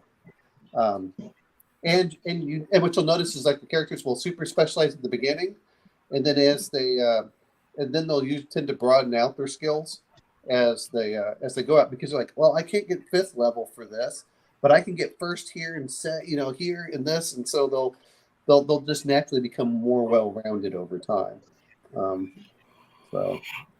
At least that's the way that I was, because I look at this as, you mean it takes me 1,000 XP to get this, but it takes me 200 XP to get this. I'll get the 200 XP over here. Okay. But Sean, you've had probably the most experience for most recently on trying to go back for some of these things, and your impressions of it over the years. Of which, sorry. Just going back to like first in basic and. Well, my story, as it were, progress was kind of funny because 1st edition, I had the books as a kid in the 80s, but they were way over my head. The advanced. I started with Backme, and then played that, and then kind of fell into Palladium. So I was alternating between Palladium and Backme, and then 2nd Ed came out when I was 16, and just dove into that, and that was my go-to for 30 years, with the occasional dabbling elsewhere. It was about 10 years ago that I said, let's take a look at 1st Ed, see what it has to offer. And I was like, holy crap, this is a really great system. Once you decipher it, that's the problem. It's not well presented, and that's its major flaw. But when you put all the pieces together, it's such a great system. I mean, it's called advanced for a reason. One thing I decided, at least I don't want to speak to anybody else's experience with it, but to really make advanced sing, you have to try to find a way to work in all of the little nuances. Like, I love using the weapon type versus armor. I make disease checks for everybody. The once a month 2% chance, and we've had characters get laid out for weeks because they caught something. Especially if they get injured. That was one thing back in the day we always had to deal with. If we got injured, we had to roll saving throws for infection and stuff. Yeah, exactly. And Absolutely. What was the other one that I used? The initiative, and like I want to plan like a 14-part video series on this. It's going to be so much work, but like I've kind of refined a way to do the initiative and the segments and present it. And I mean, when I say I do by the book, I mean that my rules can be referenced to the book, because it's crazy. Like, there's so many contradictions in there, but I like to at least start from what the book says and then grow and try to solve it. And little things like surprise, one of the big ones, I have arguments with people all the time. People think thieves are useless. And I'm like, no, as written, they're extremely powerful. And people are like, what? And it's again, look what's in the book. Their backstab ability. So many people play it, especially if you're coming from second ed, where this is the case. But in first ed, the backstab doesn't require surprise; it just requires you be on the back. Yeah. I mean, I think that isn't OSC 2, I believe. There you go. Where it says like +4. I don't Yeah, well, in first edition, if you are on a person's back, you get backstab. Using one of the specific wording is club, dagger, or sword. Yeah. But I just generalize that to anything that's in the thief class list of weapons can be used to backstab, melee weapons. But you get a +4 to strike if you have surprise. Now, here's where thieves really shine, is if you're using the segment system for surprise correctly, in that every segment is one round of action when you're dealing with melee. So suddenly a thief can potentially, if he's well hidden, can get up to 4 segments of surprise, and that's 4 backstabs, right? So that's you jump in and shank the guy 4 times, and suddenly people are like, okay, let's distract the enemies and get the thieves into place because they're going to win us the fight. Even your average thief with all 10s down the line, he's a powerhouse, and you can do the same with the assassins too, because the assassins get that at first level. And that also justifies why their numbers are so low. People complain about, I only have a 10% chance to hide. But what you're forgetting is that's a 10% enhancement to abilities everybody else already has. So, like, as an example, the way I run it in first ed, it's like you're hiding in shadows, Omanel. I want to hide in shadows. Boom, you roll. And I don't even have to hide the roll. I can let you roll it because it's not going to be relevant until you're making a combat roll. You roll your hide in shadows. If you succeed, then you add 2 to your opponent's surprise check. So you now surprise 1 to 4 on a d6 instead of 1 to 2. And so you may successfully hide, but not gain surprise. Or you may fail in your hide and still have normal surprise chances, and then still get up to 2 segments of surprise. So that's a more dynamic way of looking at it. And I personally believe that's the way it was intended. It's just not presented that way. Yeah, most people don't go that deep into it. Oh, it's. I'll be honest. As I used to read, and I read what I wanted to, is kind of the player stuff. But there's a. I was listening to Question Beef read it page by page, and you really look at the spells and what he was thinking about how to use it in different aspects in the Dungeon Master's Guide. Stuff that really I think is missing from 5th edition in certain cases. Mm-hmm. It's the problem I really feel with the 5th edition spells is I almost feel like they don't want you to be using the spells outside of the way that they view them. When you read the spells, it's like, this is the way it works. And not like, well, could I do it this way? Nope, that's not, that's not the way it was intended. Part of that is they wanted a unified set of rules everybody could mostly agree on, especially with the Adventurers League. I mean, and I get that, but you lose some of the magic. You lose some of the magic of interpretation. I think there's some of that. I think the other problem that you have with it also was... Are we losing Shadow? Is he nodding off? No, sorry. I just got a message from DM Bloodworth. I was going to ask one of you guys who's got some percentile dice handy. I got them. Give me a minute. Yeah. Where did I put them? Well, I've got them in here somewhere. Well, you guys have mine. I would have to get up out of my chair, so I'm feeling lazy tonight. Let's find out. 58. 58? Yep. All right, cool. I'm not homeless. I rolled up a character in Vigilante City, and you get a money roll. And I wanted the DM to roll for me because I just knew that if I rolled it, I was going to roll like really, really low. And my police officer superhero in disguise was going to be living out of his car. And I was just like, oh, please, not that. So I'll take the 58. Thank you, sir. Because I know if I rolled high, everybody's going to be like, sure you did, Well, and I don't mind letting the DM roll, but he's like, no, man, honor system. And I'm like, dude, you don't know how I roll sometimes. Well, So Hey, hey, Shadow, I'm gonna hit the road, buddy. I gotta go to sleep. All right, so Okay, yeah, you've been pretty. You look like you've been pretty tired tonight. We'll be doing this again next week. You guys are all welcome back. Maybe we'll get Kai in here next week, and you know anybody else who wants to join us. Thank you We for are the going to be invite leaving for in the about Friday 40 game. minutes. I'm Thanks gonna for the have to invite. bail Let out. me know what Friday that is. Oh, for which one? The Pug Miner? Yeah, the one you were speaking of. Okay, I have no problems with that. And the nice thing, hey, do you have the books? Because you can get the free, you can get the PDF for free right now. I'd have to get the PDF. I don't know much about it. Yeah, it's a. I say it's a free PDF. It's for your phone, but it's like 700 pages where you have to do a lot of flipping. But Oh, wow. Yeah. but it's free. If you want to pay the extra, if you want to pay for the other PDF, that's fine. And then they're going to be having a Kickstarter soon. I guess to clarify some of the rules and stuff, but it should be like 100% compatible otherwise for their 2E version. Cool. I hope everybody has a good New Year's night. Hungar, happy birthday. Is it tonight or tomorrow? Thank you, buddy. Is it tonight or tomorrow? It's tonight at 12:03 Eastern. Oh, there you go. Well, we'll have a blessed day, and I hope it's fun. And Shadow, say hi to your family and I will do so. It's been nice. We'll talk again like Monday. All right. Yep. I hope you all have a blessed evening and have a good night. And a happy Good night. Take care, Red. Good night. Fun tomorrow. Bye-bye. Well, Shadow, I'm the gonna other part- bounce too. Oh man, you're all leaving me, man. No, it's okay. I get it. It's like it's No. I'm just that's my birthday. I know. It's that night. Like I said, I got to bounce in 40 minutes. We'll keep on kicking here till then. I'm just glad you're out of the hospital. That's I was terrified that's what happened again. And we'll talk Monday as well.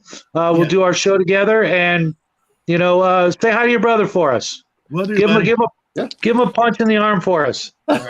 Good night, everybody. Happy New Year. Good to see Take care. you all. Yeah. Have a great night, and next year is going to be so much better than this. No, I don't hope so. Amen. Amen. I mean, I'll be honest. Mine hasn't been a bad year at all. I've been able to do a lot of things. I bought property, and we'll everything's knock on wood, but everything's been good for my life, and so us too. We thanks to people like Max and everybody here, and Bruce Lombardo, of course. We went our first almost 2 years with 170 subs. I met Cal.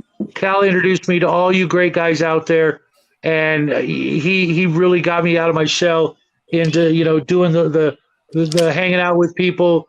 And Biggest Geekus, they were the first to invite me on the show, and then Max and Bruce.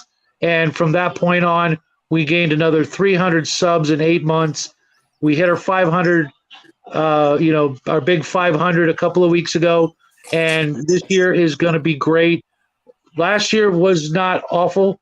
I'm not going to lie. We had a good year, but I know so many people out there really did have a kind of crappy year. And so I just want to do whatever I can, my son and I, to bring a little joy, a little humor, a little positivity out there, because so many things out there are just trying to get us to split us up and divide us and tear us up and tear us apart, tear us down. I'm not having it. I don't know about you guys, but whatever we can do to I want to play with all kinds of new people and play all kinds of new games. And I don't care about all the other crap. I'll deal with my stuff. You deal with your stuff. They don't have to, meet. But at the gaming table, we're all friends. I'm going to say this much: is part of the reason I like games was we can argue about all the other stuff in the real world, but when we get together, especially when you play as a party, my life depends on my character's life depends on us working together, and we can put aside our differences, and we can play, and we can be friends that way, and then that can we'll have different viewpoints, and we can go forward, and that's one of the great things I loved about games and this whole hobby. The whole hobby where they're trying to separate people, and all I can think is if you just played more games with people, you'd find out you have more in common with them than with other people, and you know, you can have a better impact on the world. I can say from personal experience, and I'm not saying everything's great. My friends that I have done role playing with have always been there to help me move and do the normal stuff, and they've always been, you know, I'm not saying there aren't some bad people out there, but you can weed them out pretty close. As if they're the kind of if they're the kind of person that keeps backstabbing your character and laughs or plays the kinder. Okay, look, I don't trust you over my house. I'm talking about the ones that intentionally are disruptive. If you're disruptive in the game, you're going to be disruptive in real life, and it's really easy to weed you out in a very safe environment that way. Well, think about how much this game has taught us about the whole social thing. You know, we've become, you know, best friends and teammates and brothers in arms at the table, when to me it seems like that's the last thing the bad guys want, is people like us hanging out and doing all these things and this critical thinking and this problem solving, as you know, as more than just, you know, acquaintances. You know, we're the party. You know, we are this group that's going to save the world, and you know, the bad guys don't want the world saved. So it only makes sense that there's a lot of, you know, jerks out there that would like to see us all fail and, you know, keep fighting and not playing these games. You know, I don't care what game you play. You know, Omen knows I've played in a lot of games that I going into the game, I know I don't like the system. Sure. But when I'm there at the table, I'm going to play like my life depends on it and give it my all, and, you know, hopefully make it out and have a great story to tell. Well, that's And the bottom line. boy, You just play your character. You know, if you don't know the system, then, you know, it doesn't matter. It's all right. I asked the DM, okay, what do I have to do here? But in terms of mechanics, but if I'm not, you know, if I'm just focusing on the role and playing the role, then boom, I just inhabit the character. Well, and that's one of the things I like about new players is, how do I want to put this? I know this is where we got that long debate with Elfbait, but I kind of like new characters that don't, because they don't know the rules. They don't look at what's optimal mechanically, and they don't look at the character sheet so much to understand what they can do. It's very simple to say, you're in this situation, what would you like to do? And, you know, you're good at fighting, which is one of the reasons I do like the basic. When you don't put in the skill proficiencies, they just say, hey, can I make a fire? Yes, you can make a fire wall. Okay. Whereas it seems in modern day, and not that the rules even say this, but a lot of 5e, and I'm going to just use it as an example, which I find kind of funny, but I've seen it happen all the time. It's like, I don't know what's going to do. Make a roll for your perception. I don't know. You roll for this. And it's like, stop rolling so much and do what it says is when it's critical, roll. But otherwise, let's just get along with the story and move along. And I think I think sometimes, how do I want to, when we start becoming simulationists, and that's what I noticed is, you know, when I was young, I thought the more simulationist a game was, the better the game was. And it just got further and further. And I finally broke from that mentality after about 10 years or so. And I said, you know, I kind of would rather have stuff that's less simulationist. Everything in moderation, yeah. Yeah, that's one of the reasons that I only mentioned the heroic deed for DCC, or the mighty deeds, is I like that better than what you have with the battle master in 5e. I would rather the players stop worrying about, oh, well, what does this and what does that, and just go, you know what? I'm going to be like Zoro. I want to do this. I want to disarm this opponent. Okay, well, your mighty deed die. All right. Good job. You've disarmed him. Okay, that's kind of cool. Play the character, not the character sheet, and you'll be amazed. I mean, I almost want to take the character sheets away from them. Study your sheet at the beginning of the game for a few minutes, then put it away and just play your character. Well, and that's why when we were talking about you want to do your pirate game, and I was trying to move you towards having characters have professions that are separate from their class, and then sort of go, instead of, because then they don't worry about proficiencies or anything. You're a sailor. Of course you know how to do this. Oh, of course you know how to do this. And then the other part is, and I know 5e does have some of this, where it says, well, you can learn a skill if you spend so much time. Well, instead it's saying, okay, if anything is what are you good at? And if you just roll your stats, then they don't worry about all the other stuff. They don't look at like, can I do this? I hate that. I don't want the character sheet to be limiting them. I would rather it foster their imagination that they can do stuff. Yeah, because like I was looking at the proficiencies for AD&D and the secondary skills, and it seems to me like, for example, you get slots to buy your proficiencies, and I was looking at things like boatwright and blacksmith and things like that, and then comparing them to weather sense and fire building and fishing. I'm just like, they're not even similar in the amount of time and what it takes to learn the trade or the skill or however you want to look at it. It's just it's almost ridiculous. You're telling me that learning how to start a fire, how to fish, and how to dance is equivalent to a blacksmith in you know what I mean, in the time that it takes. It's or building a ship, like a full-on 100-foot ship. You know how to do that, but that's equal to knowing how to dance a couple of tunes and fish and start fires in the wilderness. I can do the other things. I can't build a ship, but I can dance, I can fish, and I can start a fire in the wilderness, and they're not taking up the same amount of gray matter even remotely. So I'm trying to have my characters or my players pick the bigger proficiencies, and all that other stuff is just a die roll. You don't need to wait.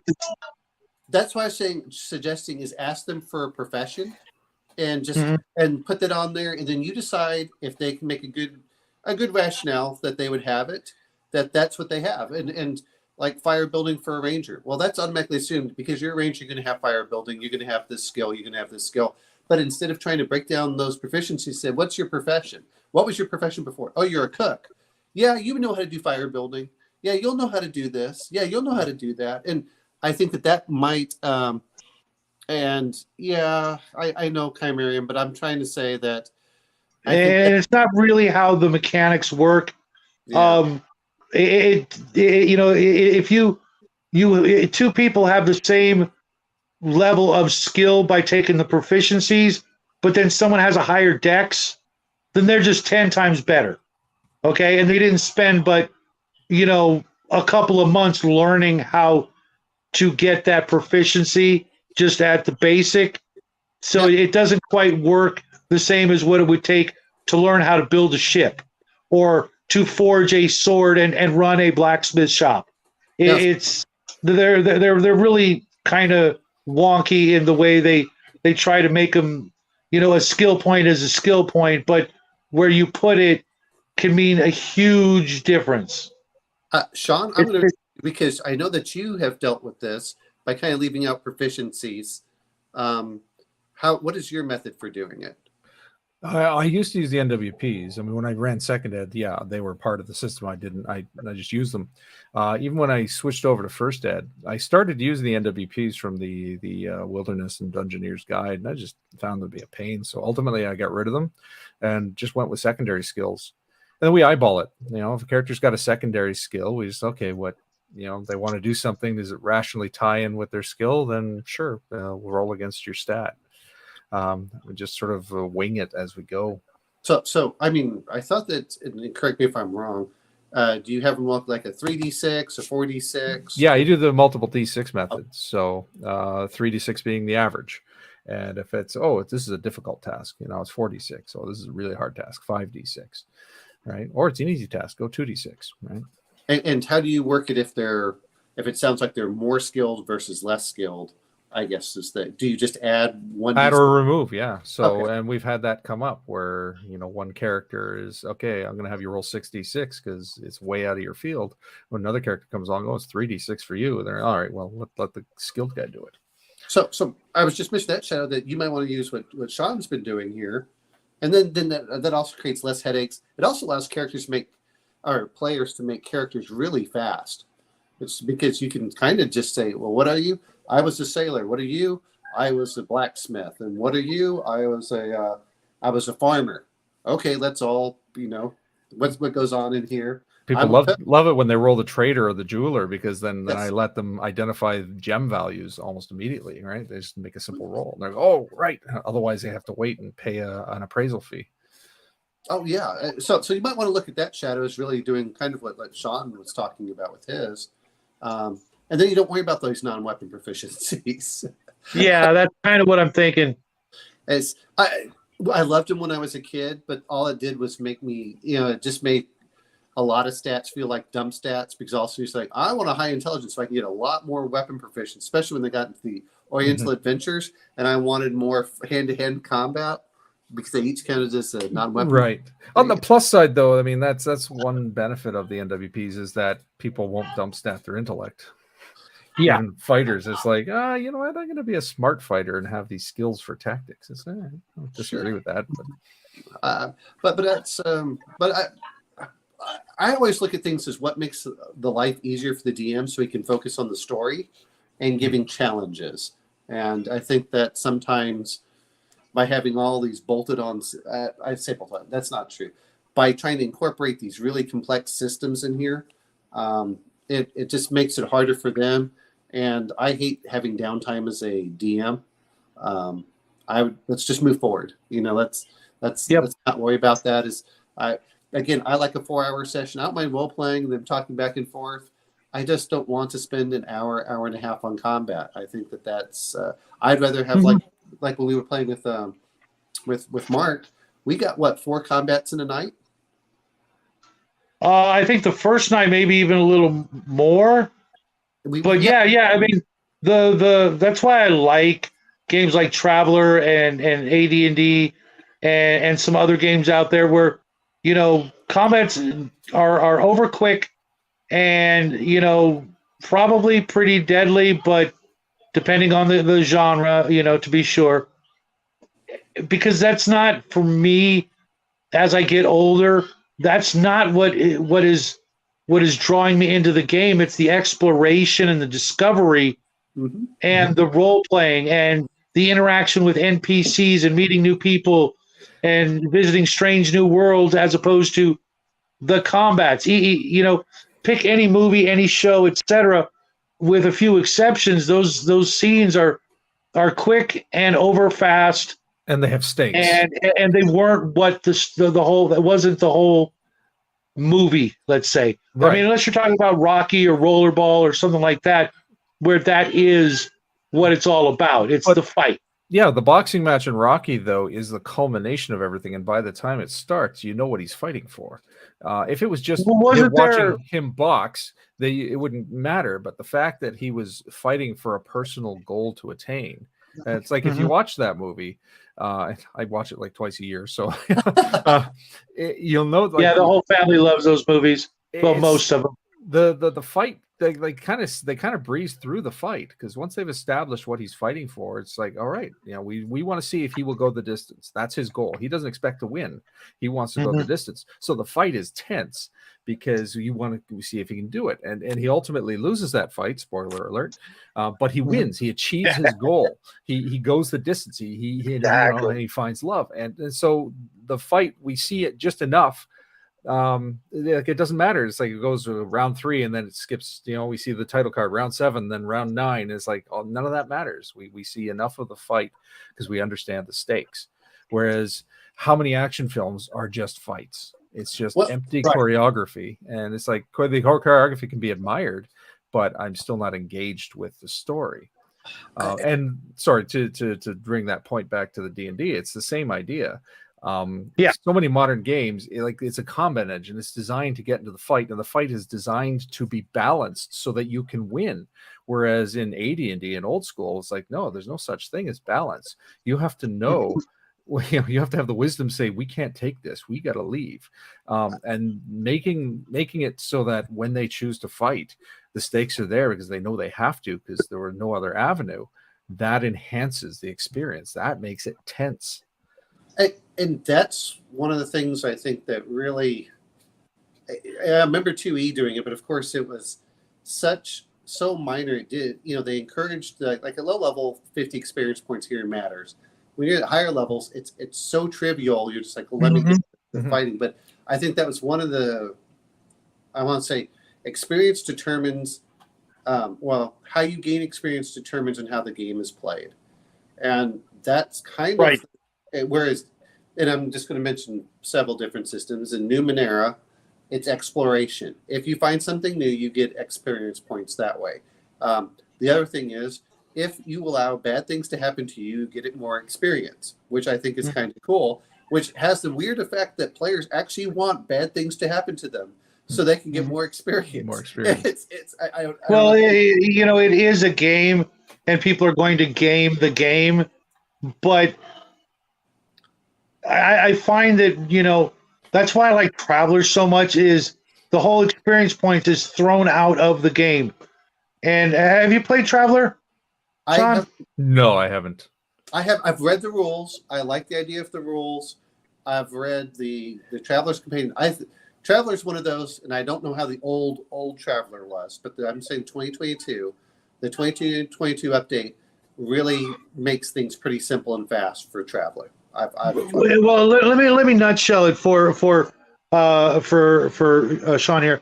It's got a life path system where upon becoming 18, you decide which branch of one of the many services you go into, and you roll out what happens to you in each 4-year increment.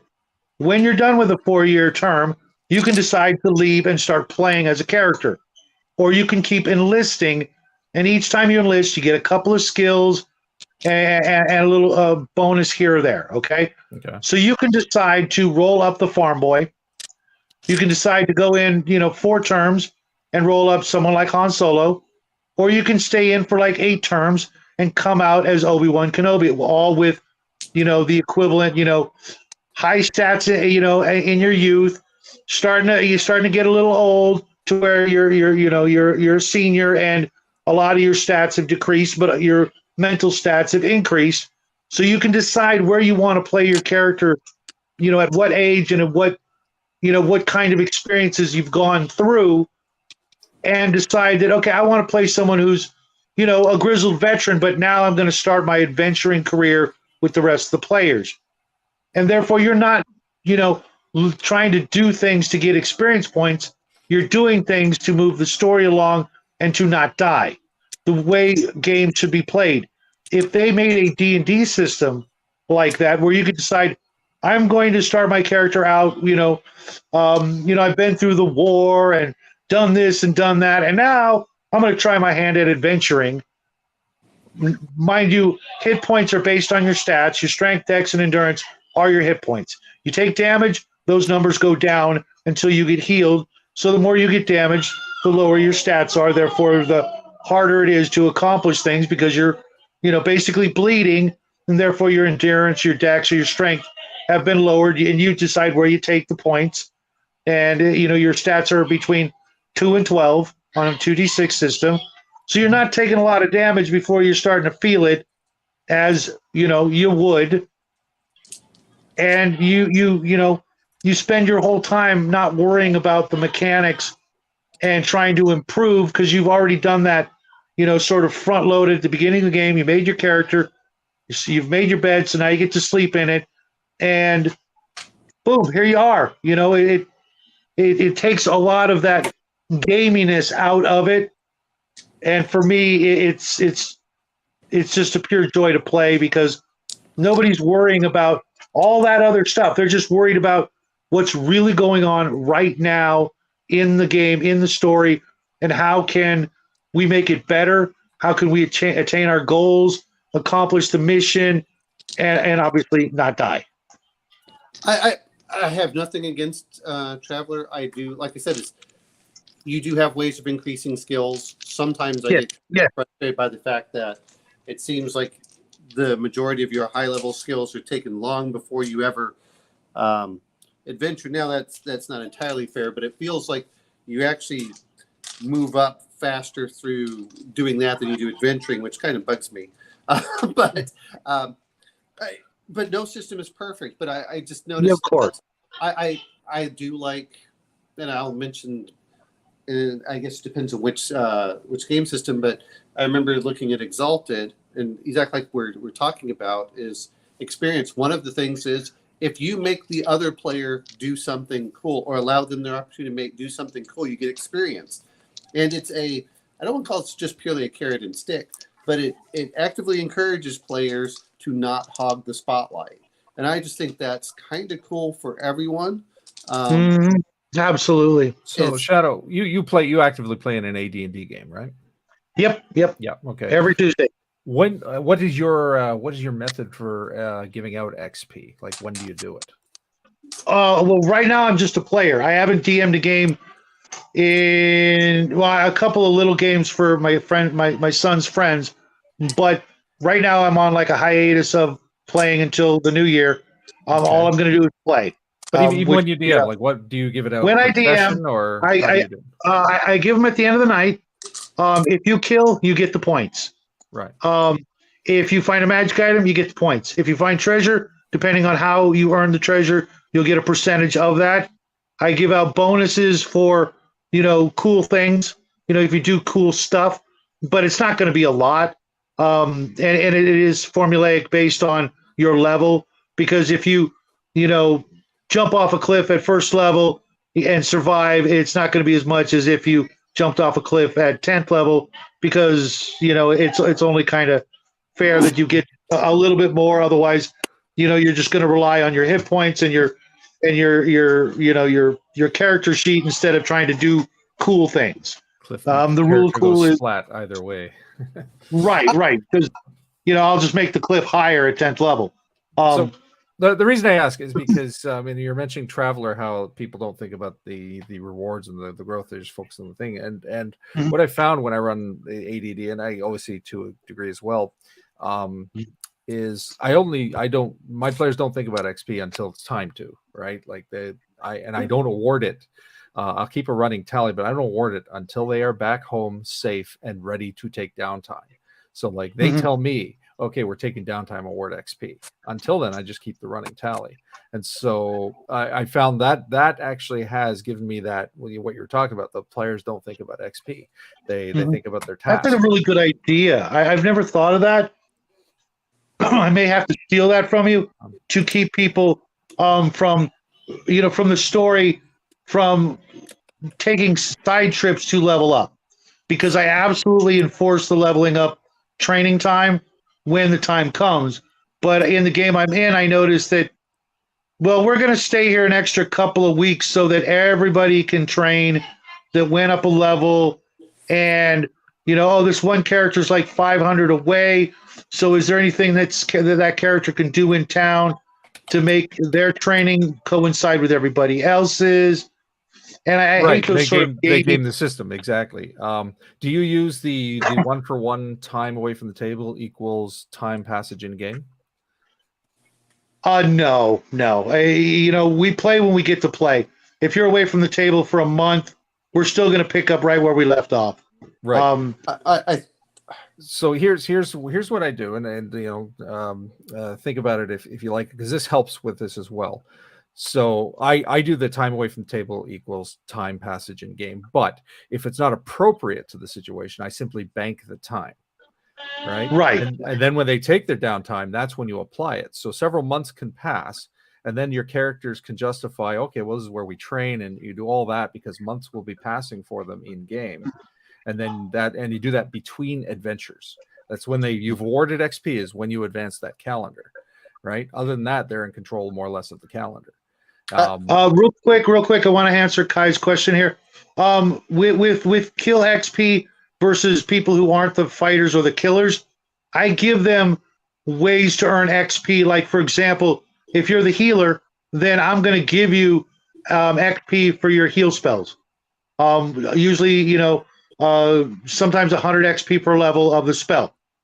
I'm not going to let you like blast off spells and go running through town trying to heal everybody on your days off when you're not, adventuring. You know what I mean? Because that gets crazy.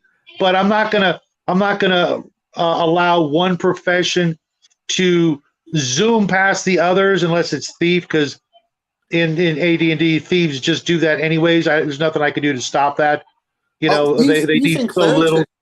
Thieves and clerics rapidly advance. Yeah. Yeah, and Yeah, what amazes me is in retrospect is looking at how fast clerics go up at every Oh, 1500. clerics are the beast class. They really are when you look at them. Oh, I know. Druids. The other thing to look at about druids in first and second ed is they have the fastest mid-level advancement. They're a little slow to start, but they will rocket at those mid levels. Look at their XP track. It's pretty interesting. yeah. Same here, Kai. I when it comes to like the final kill, I don't just give like you did 99 points of damage to the dragon, but then somebody at the end comes in and just does one and kills the dragon. He doesn't get the lion's share. I'm going to do it the other way around. It's you're going to get more XP if you did more in the actual fight. If someone was literally doing nothing and hiding behind a rock, they're not going to get it just because they were with the party and threw out one spell. You're going to have to earn it, but I'm going to try and be as fair to the situation and if the monster's worth 10 grand and you only contributed 10% of what was done, you might only get 10%. You might get 20 and other people get less, depending on what exactly you did. But yeah, I totally get the kill XP is one of the few things that's really trickier when it comes to XP that you kind of have to be a little communal about. I'm going to put it for my perspective, which is this is if you're part of the group and you're in danger, you're going to share XP equally, because sometimes certain players are going to shine just because of the certain things. The person who runs as the distraction is still in equal danger than the person who's swinging the sword. Yeah, I know where Chimerian's coming in. The other part is I'm lazy. I'm like, look, you're a group. You're going to act as a group. I understand where it came from when you look at Gygax, who was running with 50 different players, and 6 to 8 show up every night. Of those 50 players, you might get 6 or 8 of them, and so you're literally you understand where a lot of this game came from. I think that's part of the problem, though, is a lot of people don't. This is why I like listening to some of the game designs. Where did this game come from, and why is it this way? And it's really important to track individual XP. If you have one guy that's coming in 5 nights a week and one person coming in 1 night a week, and they're all running different, then the other part is you also don't want that guy monopolizing everything. He's like, well, I'm this. It's like, hey, look, guess what? Your character's out for 2 to 4 months or 2 to 4 weeks. You can't play him again. He's like, all right, I'll play that first level character over here or something. And it forced, I think, players to also get different characters, or they're like, well, you know what, my favorite character's on this, I'm going vacation, yeah, we're going to put him off to the side. I think sometimes we forget the game's based off of a certain play group, which was not the experience of most of us, because we did not play with those big wargaming groups, especially as kids. We had our friends that were we might have 4 to 6 friends, and those are the only people we ever played with, and we played a game like X. And the Dungeon Master's Guide talk about places I missed. Oh, you don't sleep well enough, you start losing levels. That was the interesting thing. Fatigue is great. Yeah. I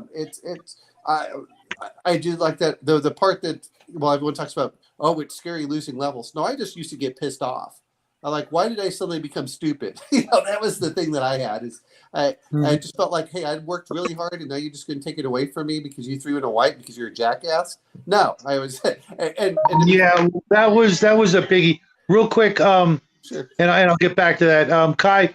That's why I rewarded teamwork more than anything else, because you mentioned Raw. Well, to me, Raw also meant that the afterword, where it said it was up to me what Raw was at the end of the book in the DM's afterward. It basically said that Raw is whatever, we all agree to for the most part. There's going to be sometimes, most of them, where, as the referee, I'm going to have to make the call. But, I'm not going to, ruin the teamwork by allowing the situation like you just mentioned here, where someone just comes in and scoops up the lion's share because they were, gaming the system and literally gaming their friends. People like that are the kind of people we don't ask back. That you get caught doing that a couple of times, and it's like, okay, guys, Joe over here is being an ass 3 games in a row. You want to grab the nearest blanket and a couple of bats, or is he going to just you know start playing as a team member and not a jackass? Well, Because there's a whole lot of people out there who'd love to come in and play a thief who isn't gonna screw over everybody else or whatever. Some killjoy that wants to come into the game and just comes over for the free drinks and snacks and then is a jerk all night long. well, the other part is, I think, looking at some of these, and you have to, is if you read the Dungeon Master Guide, it says, do not let the players read the rules, which is very interesting. Yeah, it's yeah, I don't really care one way or the other. How do you chose? Yeah, okay. At the end of the day, I'm playing with my friends. If we aren't friends, we're not. There's a difference between playing tournament rules, and I'm not here to play a tournament. We're not here to feel that any of this. But yeah, in a Magic spell, you know what? Are you talking about James L? Are you talking about the cereal? Are you talking about the one that never ends from Unearthed Arcana? I just no, I'm just teasing. But I would like to have heroic deaths. I don't. And I'll be honest, there, Sean, is the work that you've done has made me appreciate. Well, maybe I should kill my characters off more often, or my players more often. I don't kill them off. I don't actually plot against my players. I just let the dice fall where they will. Their decisions, their decisions put them in situations, and they learn not to fight everything they come across. Sometimes they forget those lessons and they get killed. Oh yeah, maybe we could talk to these people. No. What I'm saying though for Chimerian, and I'm beginning to understand why he said this, and this is why I like new players. When he's saying, "Sorry, players are going to learn the rules." When the players don't know the rules, they don't feel limited by the rules. I know what you're getting at, but yeah, I do ultimately want my players to know their part of the rules. Yes. I want them to know their role, and I want them to act appropriately, and that I don't have to babysit them to know the basics of how to hit an armor class. But a perfect example is the Boule. Is if never that it was really explained in it. If you're saying, I'm going to try attacking his, when the flap comes up, it's easier to hit. I would rather players just simply say, what do you plan on doing? Well, I plan on doing this.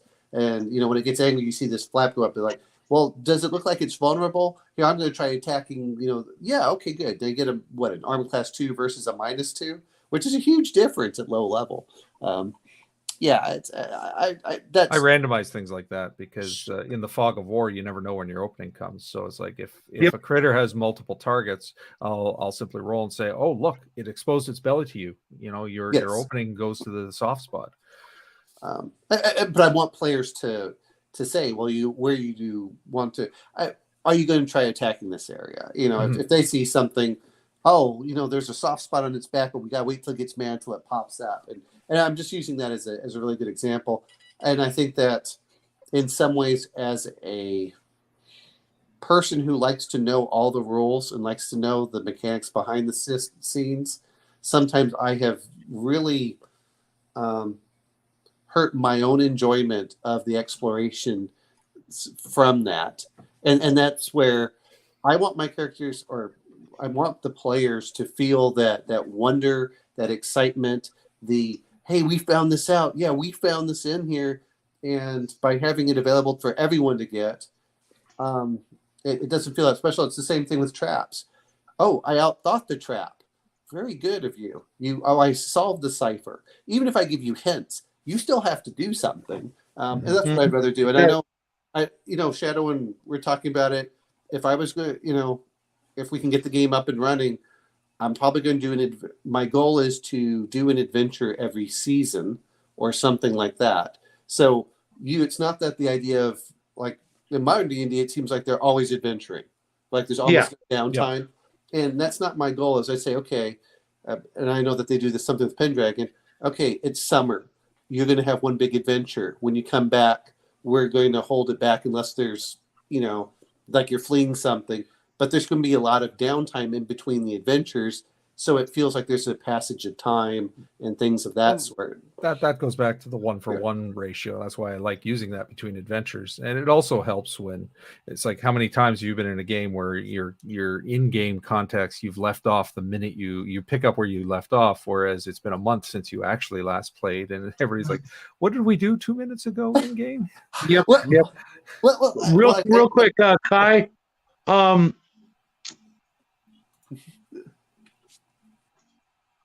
I've actually learned a lot from you. I know I've only known you about a year, and I'm really hoping that when you get to when it's my turn to DM and vice versa, we'll both learn something from each other.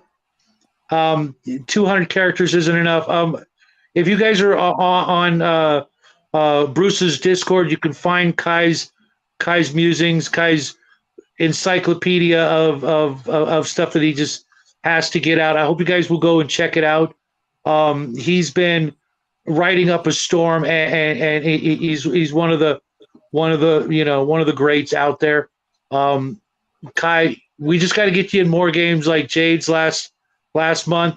You had fun, and that's what it's all about. When you get with the right group, that's when it all falls together.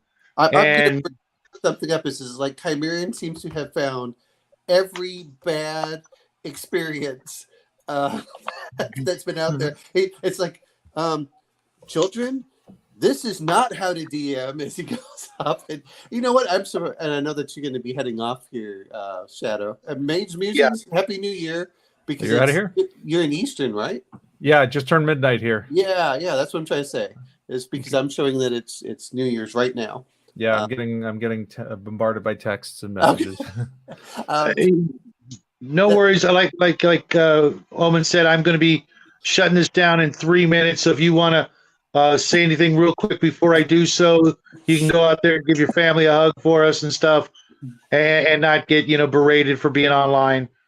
I live alone, so I'm good. Okay, well that's okay. And my son, like last night, I'm like, look, I'm going to bed, and I said, go to bed whenever you want.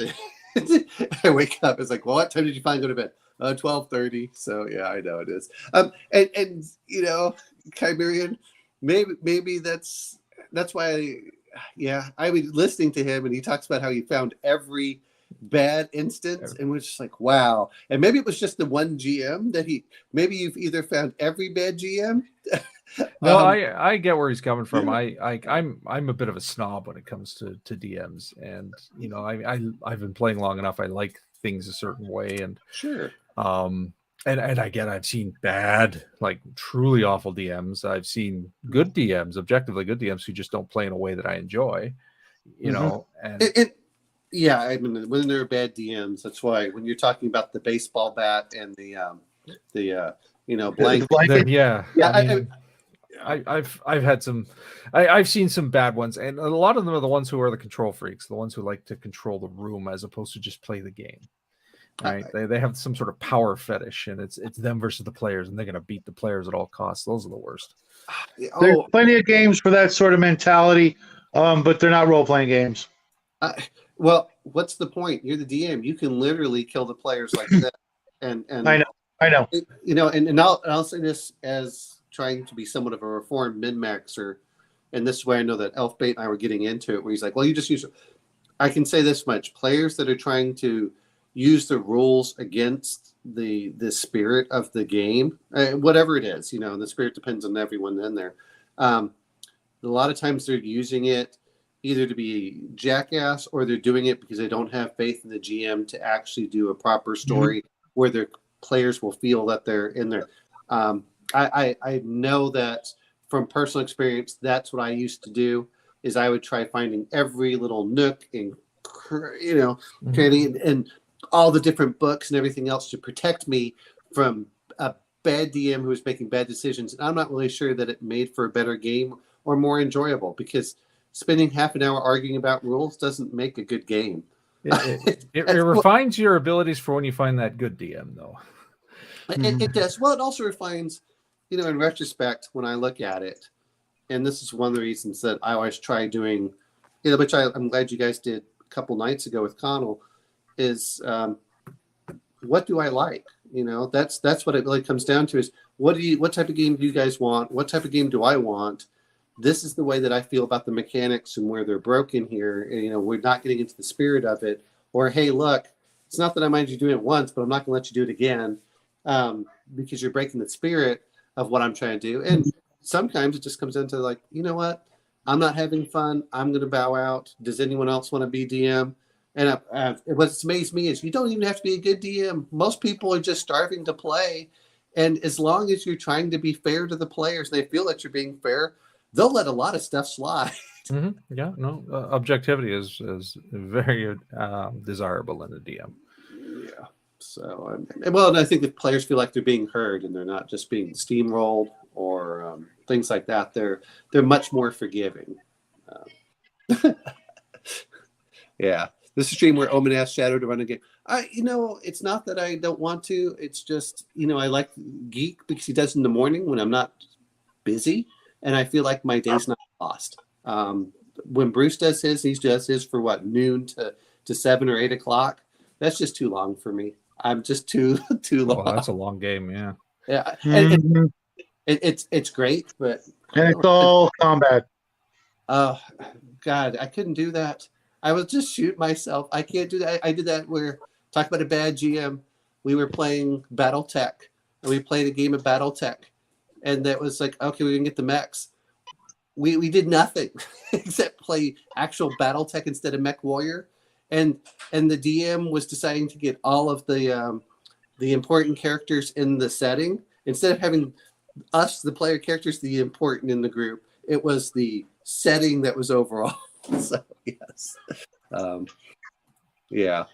I like I said, I like 2300 for Traveler. I like the idea of it. Yeah, like you said, is Kai, I hate seeing that. I think if you're making good money, that's great, but man, that takes a lot out of you. And I'm not sure I want to play for 8 hours. After if I've been working that long. No. I'm finding I like some of the shorter games more regularly, just because of real life, and I'm retired. I've been retired for 20 years. I could literally play all day long, but you know what? I like that time in between the game just to reflect on the game and think about the next game. Especially if it was a good session. So Sean, I get wired after a good session. How long, exactly? How long do your sessions normally last? About 4 hours. That's 4 hours. The average. Yeah, my AD&D games are afternoons, Saturday, Sunday, so 1 to about 5. My OSE games are shorter because we start at 7 p.m. on a Friday, and most people are kind of baked, so we usually wrap up between 9:30 and 10. Although some people would rather go to 10:30, 11. It's not realistic depending on what the week has been like. And when I say 4 hours for gaming, that's where I actually want the game, and I don't really care if I'm just going to BS for another hour or so afterwards. But like you said, you get kind of wired. Hey, let's talk. Let's see what works. Now a lot of players just don't care and they'll wander off. I'm like, okay, but I actually like discussing things, and I enjoy listening to mechanics. Like, what did you like? What did you not like? Why? What can we do to get this? And it doesn't necessarily have to be about the story. A lot of times I'm asking about the mechanics, or what do you want to see more of, or what do you want? What do you want out of the game? What I can add, what I can subtract. If all the players go, we don't really care about this little subplot, I'll get rid of it. It's not. I never ask anything like that. It's like, this is the game I'm running. The only thing I'll discuss with players if I'm refining a house rule, right? Sure. And it's like I'll get their input. But in terms of what the game is, I mean, I run as much as possible sandbox type scenarios. So if the players want to say, "Hey, we're leaving this town," I'm like, "Great. Off you go." I'm not stopping you. And that's really easy too. It's and I don't mind, but I know that Chad was talking about is I kind of like having here's your base of operations, which is one of the reasons, whether you use it or not, is I still love the keep on the borderland idea. Oh yeah, because I love the keep. Because the keep is the focus, even if you change all the dungeons around it and everything else. Yeah, absolutely. It's their home base. It's what they know. They become familiar. You can create and flesh out the PCs, and then as they start getting higher level, okay, now it's okay for you guys to move further away where the owlbear won't kill you with one swipe. So yeah, my alternate AD&D group, Team Good as we call them, because the night below is Team Evil. Okay. Like literally, the other group, Team Good, is not a group of players who will tolerate player versus player. So it just doesn't happen in that group. And the requirement now is that everybody has to be of good alignment because there are 2 paladins in that group. So, but it's great. It sounds ideal. And I've set them in Evening Star, so that's their base of operations. And Evening Star it's at Greenwood. It's meant for second ed, but it's the classic module, base of operations with a nearby dungeon and plenty of plot hooks. You know what? And 2E is so easy to go back and forth between. Oh yeah, they're compatible. It's very minimal. Yeah, exactly. I need to make a video on that next week because everybody asked me, what edition are you going to run? First or second. I'm like, both. There's so many good things that came out of second, but there's so many great things that got left behind in first, and I'll take the good with the bad. I'm going to use the best of both worlds, and it works so much better. A quick example is the way the new Thief was versus the old Thief. It's classic. You want to run the old Thief, fine. Here's your percentages, and this is what they're going to be. Or you can run the new Thief, and you get to pick where you want to put the point. Yeah. That was such a great innovation, but conversely, cutting off fireball damage at 10d6, my players, they're not in for that. I don't blame them. From a personal standpoint, I'm glad that they did a lot of that, is because it stops the fireball from becoming more powerful than much higher level spells. And again, I look at it from a game design standpoint in certain aspects like that. I don't mind what 5e did with it, which was, if you want to do more damage, that counts as a higher level spell. And I'm like, okay, so that takes a higher level spell slot. I'm okay, which I know that the D&D had the improved fireball. But when you start looking at Meteor Swarm, and then you look at Fireball, at 20th level, Meteor Swarm was not as powerful as Fireball. And I said, that's wrong. That to me is wrong. There's a reason that you have a 3rd level spell. That should be a 3rd level spell.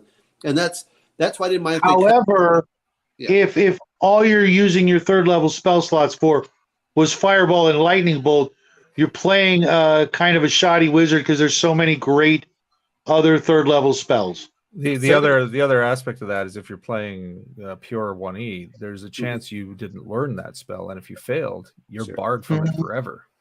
Until you got a new intelligence, right? Yeah, your intelligence shifts, or do something like if you make a wish or whatever. But, right. But that's where I went over and I was looking at it. Is I didn't mind that they had capped a lot of it, because I did admit that D&D starts breaking down. 1E really starts breaking down once you got past about 10th level.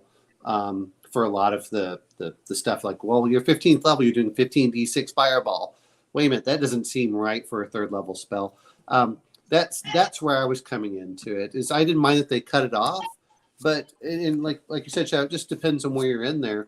It's the same way with magic missiles. Like, you're starting to fire off 6 or 7 magic missiles all at once, and you're going, I don't think that's really what they meant to do. That's where I was looking into it, especially since there was no level cap in D&D, and it, if the flip side of that, is A, the rarity of characters that level, and B, if a magic user does get to 15th level, let him have the wonkiness. He's earned it. Well, yeah, and that's I'm playing a 1st edition magic user.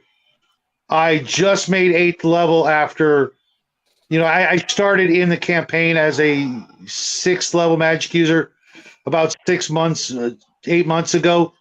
And so I've only earned 2 levels, but he gave me a 6th level, 7th level character to play with.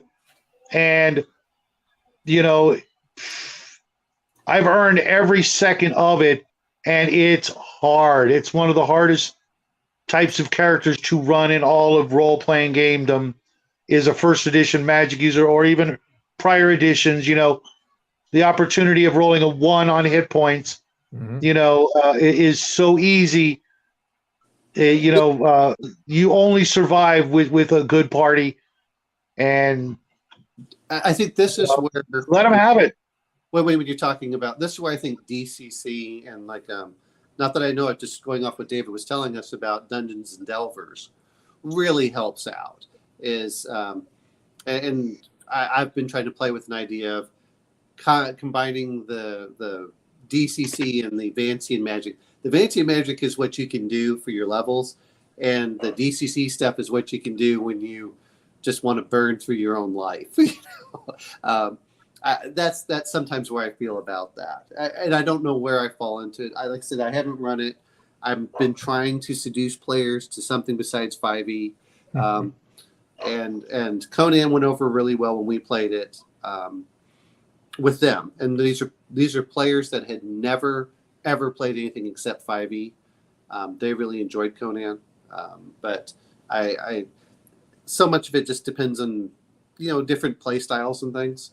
But I'm trying to seduce them, try something new. And I don't know how I would feel as a player playing DCC. That's one of those I'm just like. It's the mindset going into it, though. Yes. Right. Yeah. It's one of those things like temper the expectation. It's go in, know it's kind of here. How can I speed it up? Thank God they have PDFs nowadays where it's really easy just to print stuff off. Mm-hmm. If you're a magic user, I can hand you here are your 3 spells. Click, here's and I usually put binders. I start creating binders for characters, especially for pre-gens. And okay, here you go. And as long as, when we talk about, I know Shadow talks about this, about having good honor and faith. Like when we play with John, I can roll dice and he doesn't have to see them, or I can play, or we can do it online. It really doesn't matter. And since our dice are all over the place, you kind of knows that we're not cheating because I got a 1. All right, John, I got a 96. Okay, that's fine. I think that's that. I think, as a kid, it was always let me try fun. Oh, I would like to do this. Or I'd like to do that. Instead of saying, let me enjoy the ride, and hopefully my character doesn't die in the ride. And once the ride is done, we can talk about how fun it was. And your videos have really made it go okay, I'm willing to do it. But the players are so fast to roll up too.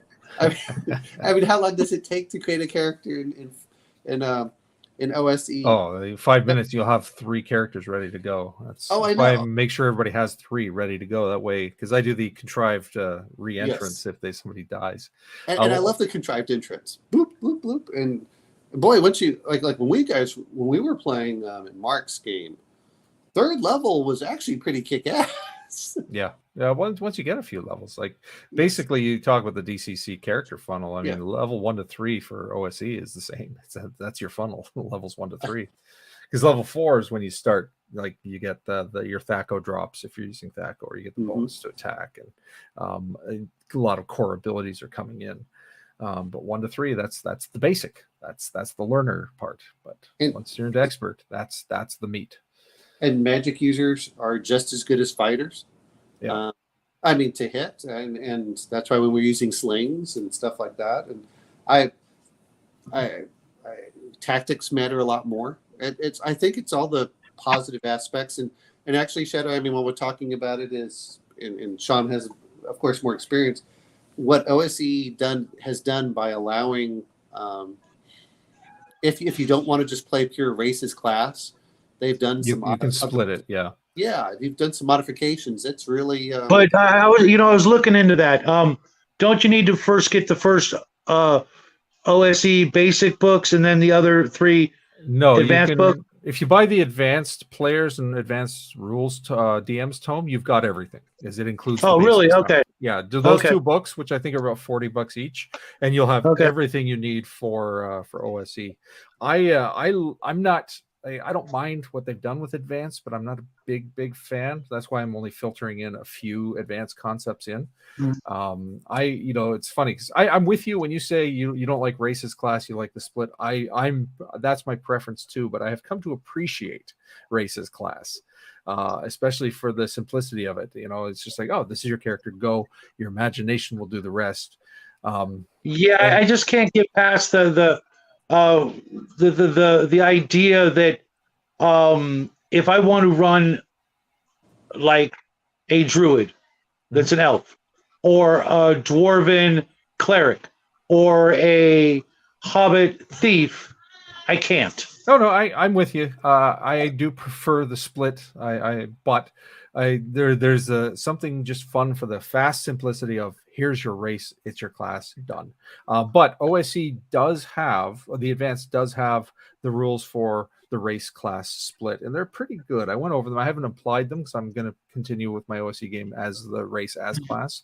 My AD&D game is full on split, but yeah, you check it out. Check out the PDFs, and you'll see like they did a pretty good job of the race class split in OSE Advanced. I think that I'll have to find it, and yeah, because I there's so many things out there I want to add to my collection, but a game book that I'm just going to sit on my shelf and never use is not one of them. I've got 300 plus games. 500 if you include board and war games, and going all the way back to before I was born practically, and I'm never going to get to play those either. And I'd rather play a game of Gamma World or Boot Hill, good fat chance of that, right, than to play a new game, play it once, and then put it on the shelf and have dropped $50 to $100 to get in, and then go, this is not for me. So, and I'm going to bring up, because like Sean did this, the reason there's still shrink wrap because I have the PDFs, so I just haven't had the reason to break it out. Mm-hmm. The reason I like this one is because you have the classic, which is really simple, like what you do, and the advanced fantasy gives you all the additional things. Like advanced fantasy, which I have to laugh, is basically taking all the best parts of basic and advanced and putting them into there, and leaving out a lot of the really complicated stuff that really doesn't add that much in most cases. About basics. You're not fighting it. I don't think that you're fighting as much else. So that's my feeling for it. But what I really like about it, having these individual books, is as a DM, I can hand it. I don't have to expect the players to buy all the books. I'm like, oh, you want to create a character? Here, go look it up. You want to do this, and I can leave the player books with the players and the DM books with me, and they're each individual and the same. But they're not fighting over it either, because the spell books, they have their own individual spell books, and so they can look at the spell book. And so, if you remember, like the one person who bought, elf is a character class, and there's nothing stopping you as a DM from doing the advanced fantasy and the classic fantasy elf class. Where if one person says, you know what, I don't want to split class, I'll just play the elf. You're like, okay, you're playing the elf class, and another elf can play whatever specialty class they want from there. Yeah. It's compatible enough. My main criticism with OSE Advanced was what you were just saying. They didn't put any advanced stuff in. I'm like, well, yeah, but I want the advanced stuff. A cleanup. And I'm talking about extra rules. The classes they put in, obviously that is what it is. I don't think they quite nailed them all, but a few are good. I was actually hoping they would clean up, like, for example, encumbrance rules. Yes. Give charts for the weights of the various items rather than do the base encumbrance. A few more combat options, more tactically. It's not going so far that we're third edition, but just a few more. I'm losing my words. It's past midnight. I've been up for 16 hours. The methods. That's it. Better methodology, and that's where the OSE Advanced kind of failed for me. A few things that they should have included. But you know what? I think, and this is where I'm getting into it. Again, being the lazy GM, I don't want to have to fight with it anymore. And unless there's going to be another player tracking all this crap, I don't want to have to deal with it. I kind of like what they did is, oh, you're wearing heavy armor? This is how fast you move. Yeah. Well, and that's what I do is, to be fair, is I read a lot of books for ideas. It's just like fantasy books or anything else, I might only read them once, but I'll still keep them. And at a later time, I may share them with other people or steal an idea or go back and read them. And people talk about Gamma World. Unfortunately, I say unfortunately because I've never played Gamma World. I really am not even familiar with it. But Mutant Crawl Classics is kind of taking DCC and moving into Gamma World too. But I agree with you, Sean. But I think because they've kept it simple and they've really just basically moved the great things from advanced into basic, it makes it a lot easier, more accessible. You're not wrong. You're not wrong. I'm kvetching about my it's one thing I was hoping to see. Sure. It's like, but that just gives me the opportunity to write up a document and publish it on Drive Through RPG. well, you can do that. Well, and what's the other part is, you can take the best and worst of the Dungeon Master's Guide and just we'll take this and this and and who knows, Gavin may do another. He may start trying to do the DM side a bit more for that.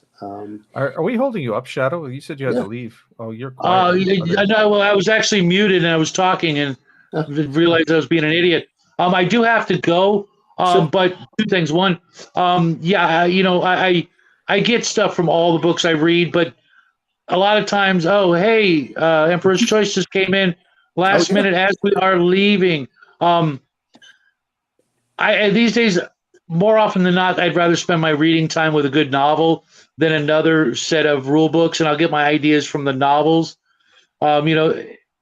Inspiration, is inspiration. It doesn't matter what pages it came from. Yeah, I mean, on the OSE thing, I wouldn't suggest getting it unless you plan to use it, right? Right. You're already committed to AD&D and you've got the books, and there's really no reason. I've literally got 4 players' handbooks, 3 Dungeon Masters guides, multiple copies of the AD&D books, first and second, and everything that came before it. So, to be honest, I am going to be running an AD&D game real soon, but I'd rather be playing some sci-fi right now. That's just one of my, I really like sci-fi, and there's not enough love going out there for it. So hopefully, I'll get those fixes and, see where my players want to go, as opposed to, leave it all on me. If my players want to run a, Boot Hill game, I'm there. If they want to play, another fantasy game, we'll see, what kind of characters they want to run and maybe go from there. George, I wish you would have come in a little bit sooner. I literally have to hit the road here.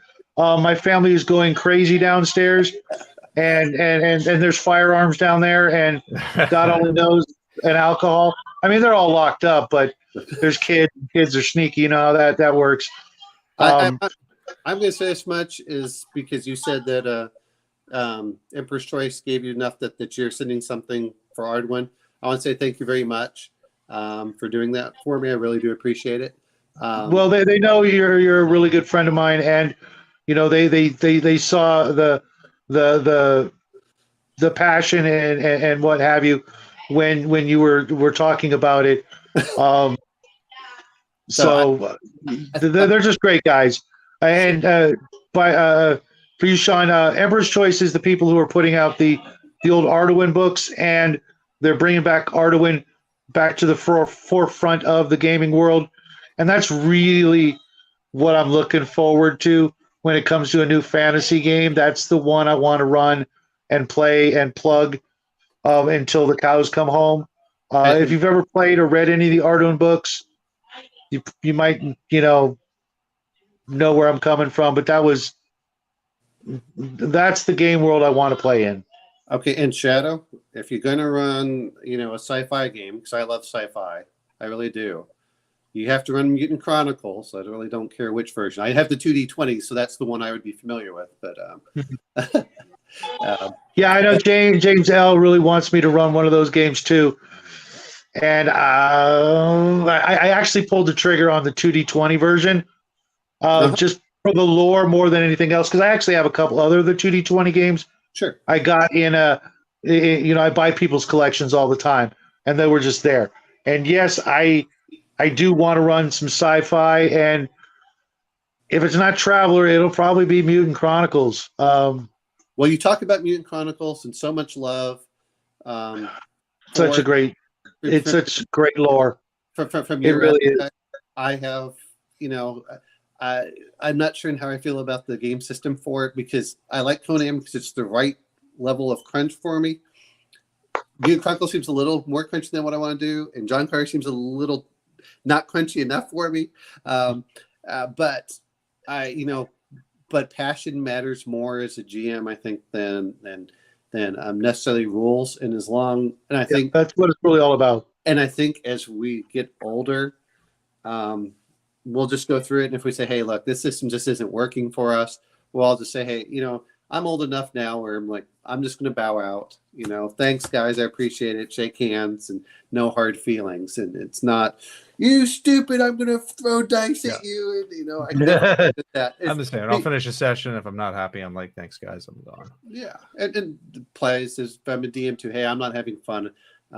You guys can run it, or, nothing hurts a game more than when the DM doesn't have the passion and the players aren't having fun, and it just drags everyone down and says, it's just time to walk away. And, no hard feelings, just personal experiences. And I think that sometimes people are getting too selfish for themselves instead of saying, hey, are we trying to make it fun for everybody? And I understand when people talk about communism, but look, I really don't care. So are we all having fun? And if it's not, it's time to go. Sorry about that, Shadow, for keeping you a little longer. I know you got no worries, guys. I'd rather be hanging out with you than the crazies downstairs. But the crazies are family, so you have to. Well, only a couple of them. Most of them aren't. Oh, well, that's plot twist. They're downstairs watching the stream. Oh yeah. Well. Oh, dude, yeah, I would die if that happened. So let me say thank you to everybody here tonight. Everybody in the chat. Kai, next time you gotta come in and share your genius. George and James L, thank you for being here tonight. Cal and Bo and anybody I missed. Storm, I'll get you my email. You can find me on Discord and Facebook and Instagram if that doesn't work. And if not, I'll put it in. I can't put it in this description. Let me just put it in here real quick. Now they're here. Well, they are literally listening to the show downstairs. and then the question, of course, is, Bo paints minis. What game would you be running? And he says he can run a sci-fi game. You can't tease us this way and then just be, that's you can't blue ball us effectively for gaming. Okay, that's just not fair. Oh, good. Yes, they're now answering us from downstairs so that I can hear them. Well, we better let you get to them. Yes, yeah, absolutely. So thank you again, everybody, for showing up. You guys are always welcome back. I do this every Saturday, 7 p.m. avocado time till about 2 hours, and then. Sorry. I just want to say, come on, Camarian, next time, just because you argue and rant. Last time we argued. You're always welcome here. And come on. We would hug it out. And say, you know what, I agree with you in principle. He and I butted heads, and at the end, you remember that we butted heads, and at the end we're like, yeah, I can get along with that. Yeah, okay, go along as friends. That's yeah. As he waited about being a cleric or whatever it was, and the gods and everything else. So happy New Year, everybody out there in TV land. Happy New Year, and God bless. May this next year be better than at least the last two. I don't think that's too much to ask. And hopefully you guys will all get to game. Maybe we'll get to game together.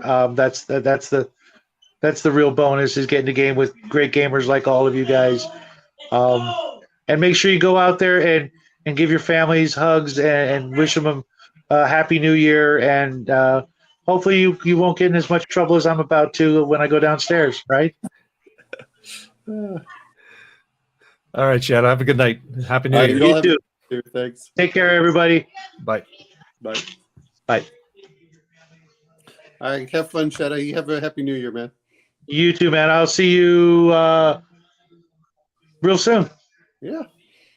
I'm not sure when, but because we're getting together with Connell Sunday, but between now and then we'll just meet on other streams. No. Tomorrow is Sunday. But we're not doing Connell's show. Oh, okay. All right, just I can't remember. What do we have to do next He's week? going to be drunk. He's actually he's drinking and playing now, and I don't know if you can hear, but all the kids downstairs are saying bye. All right, bye. Have fun. Take care, Owen. All right, bye.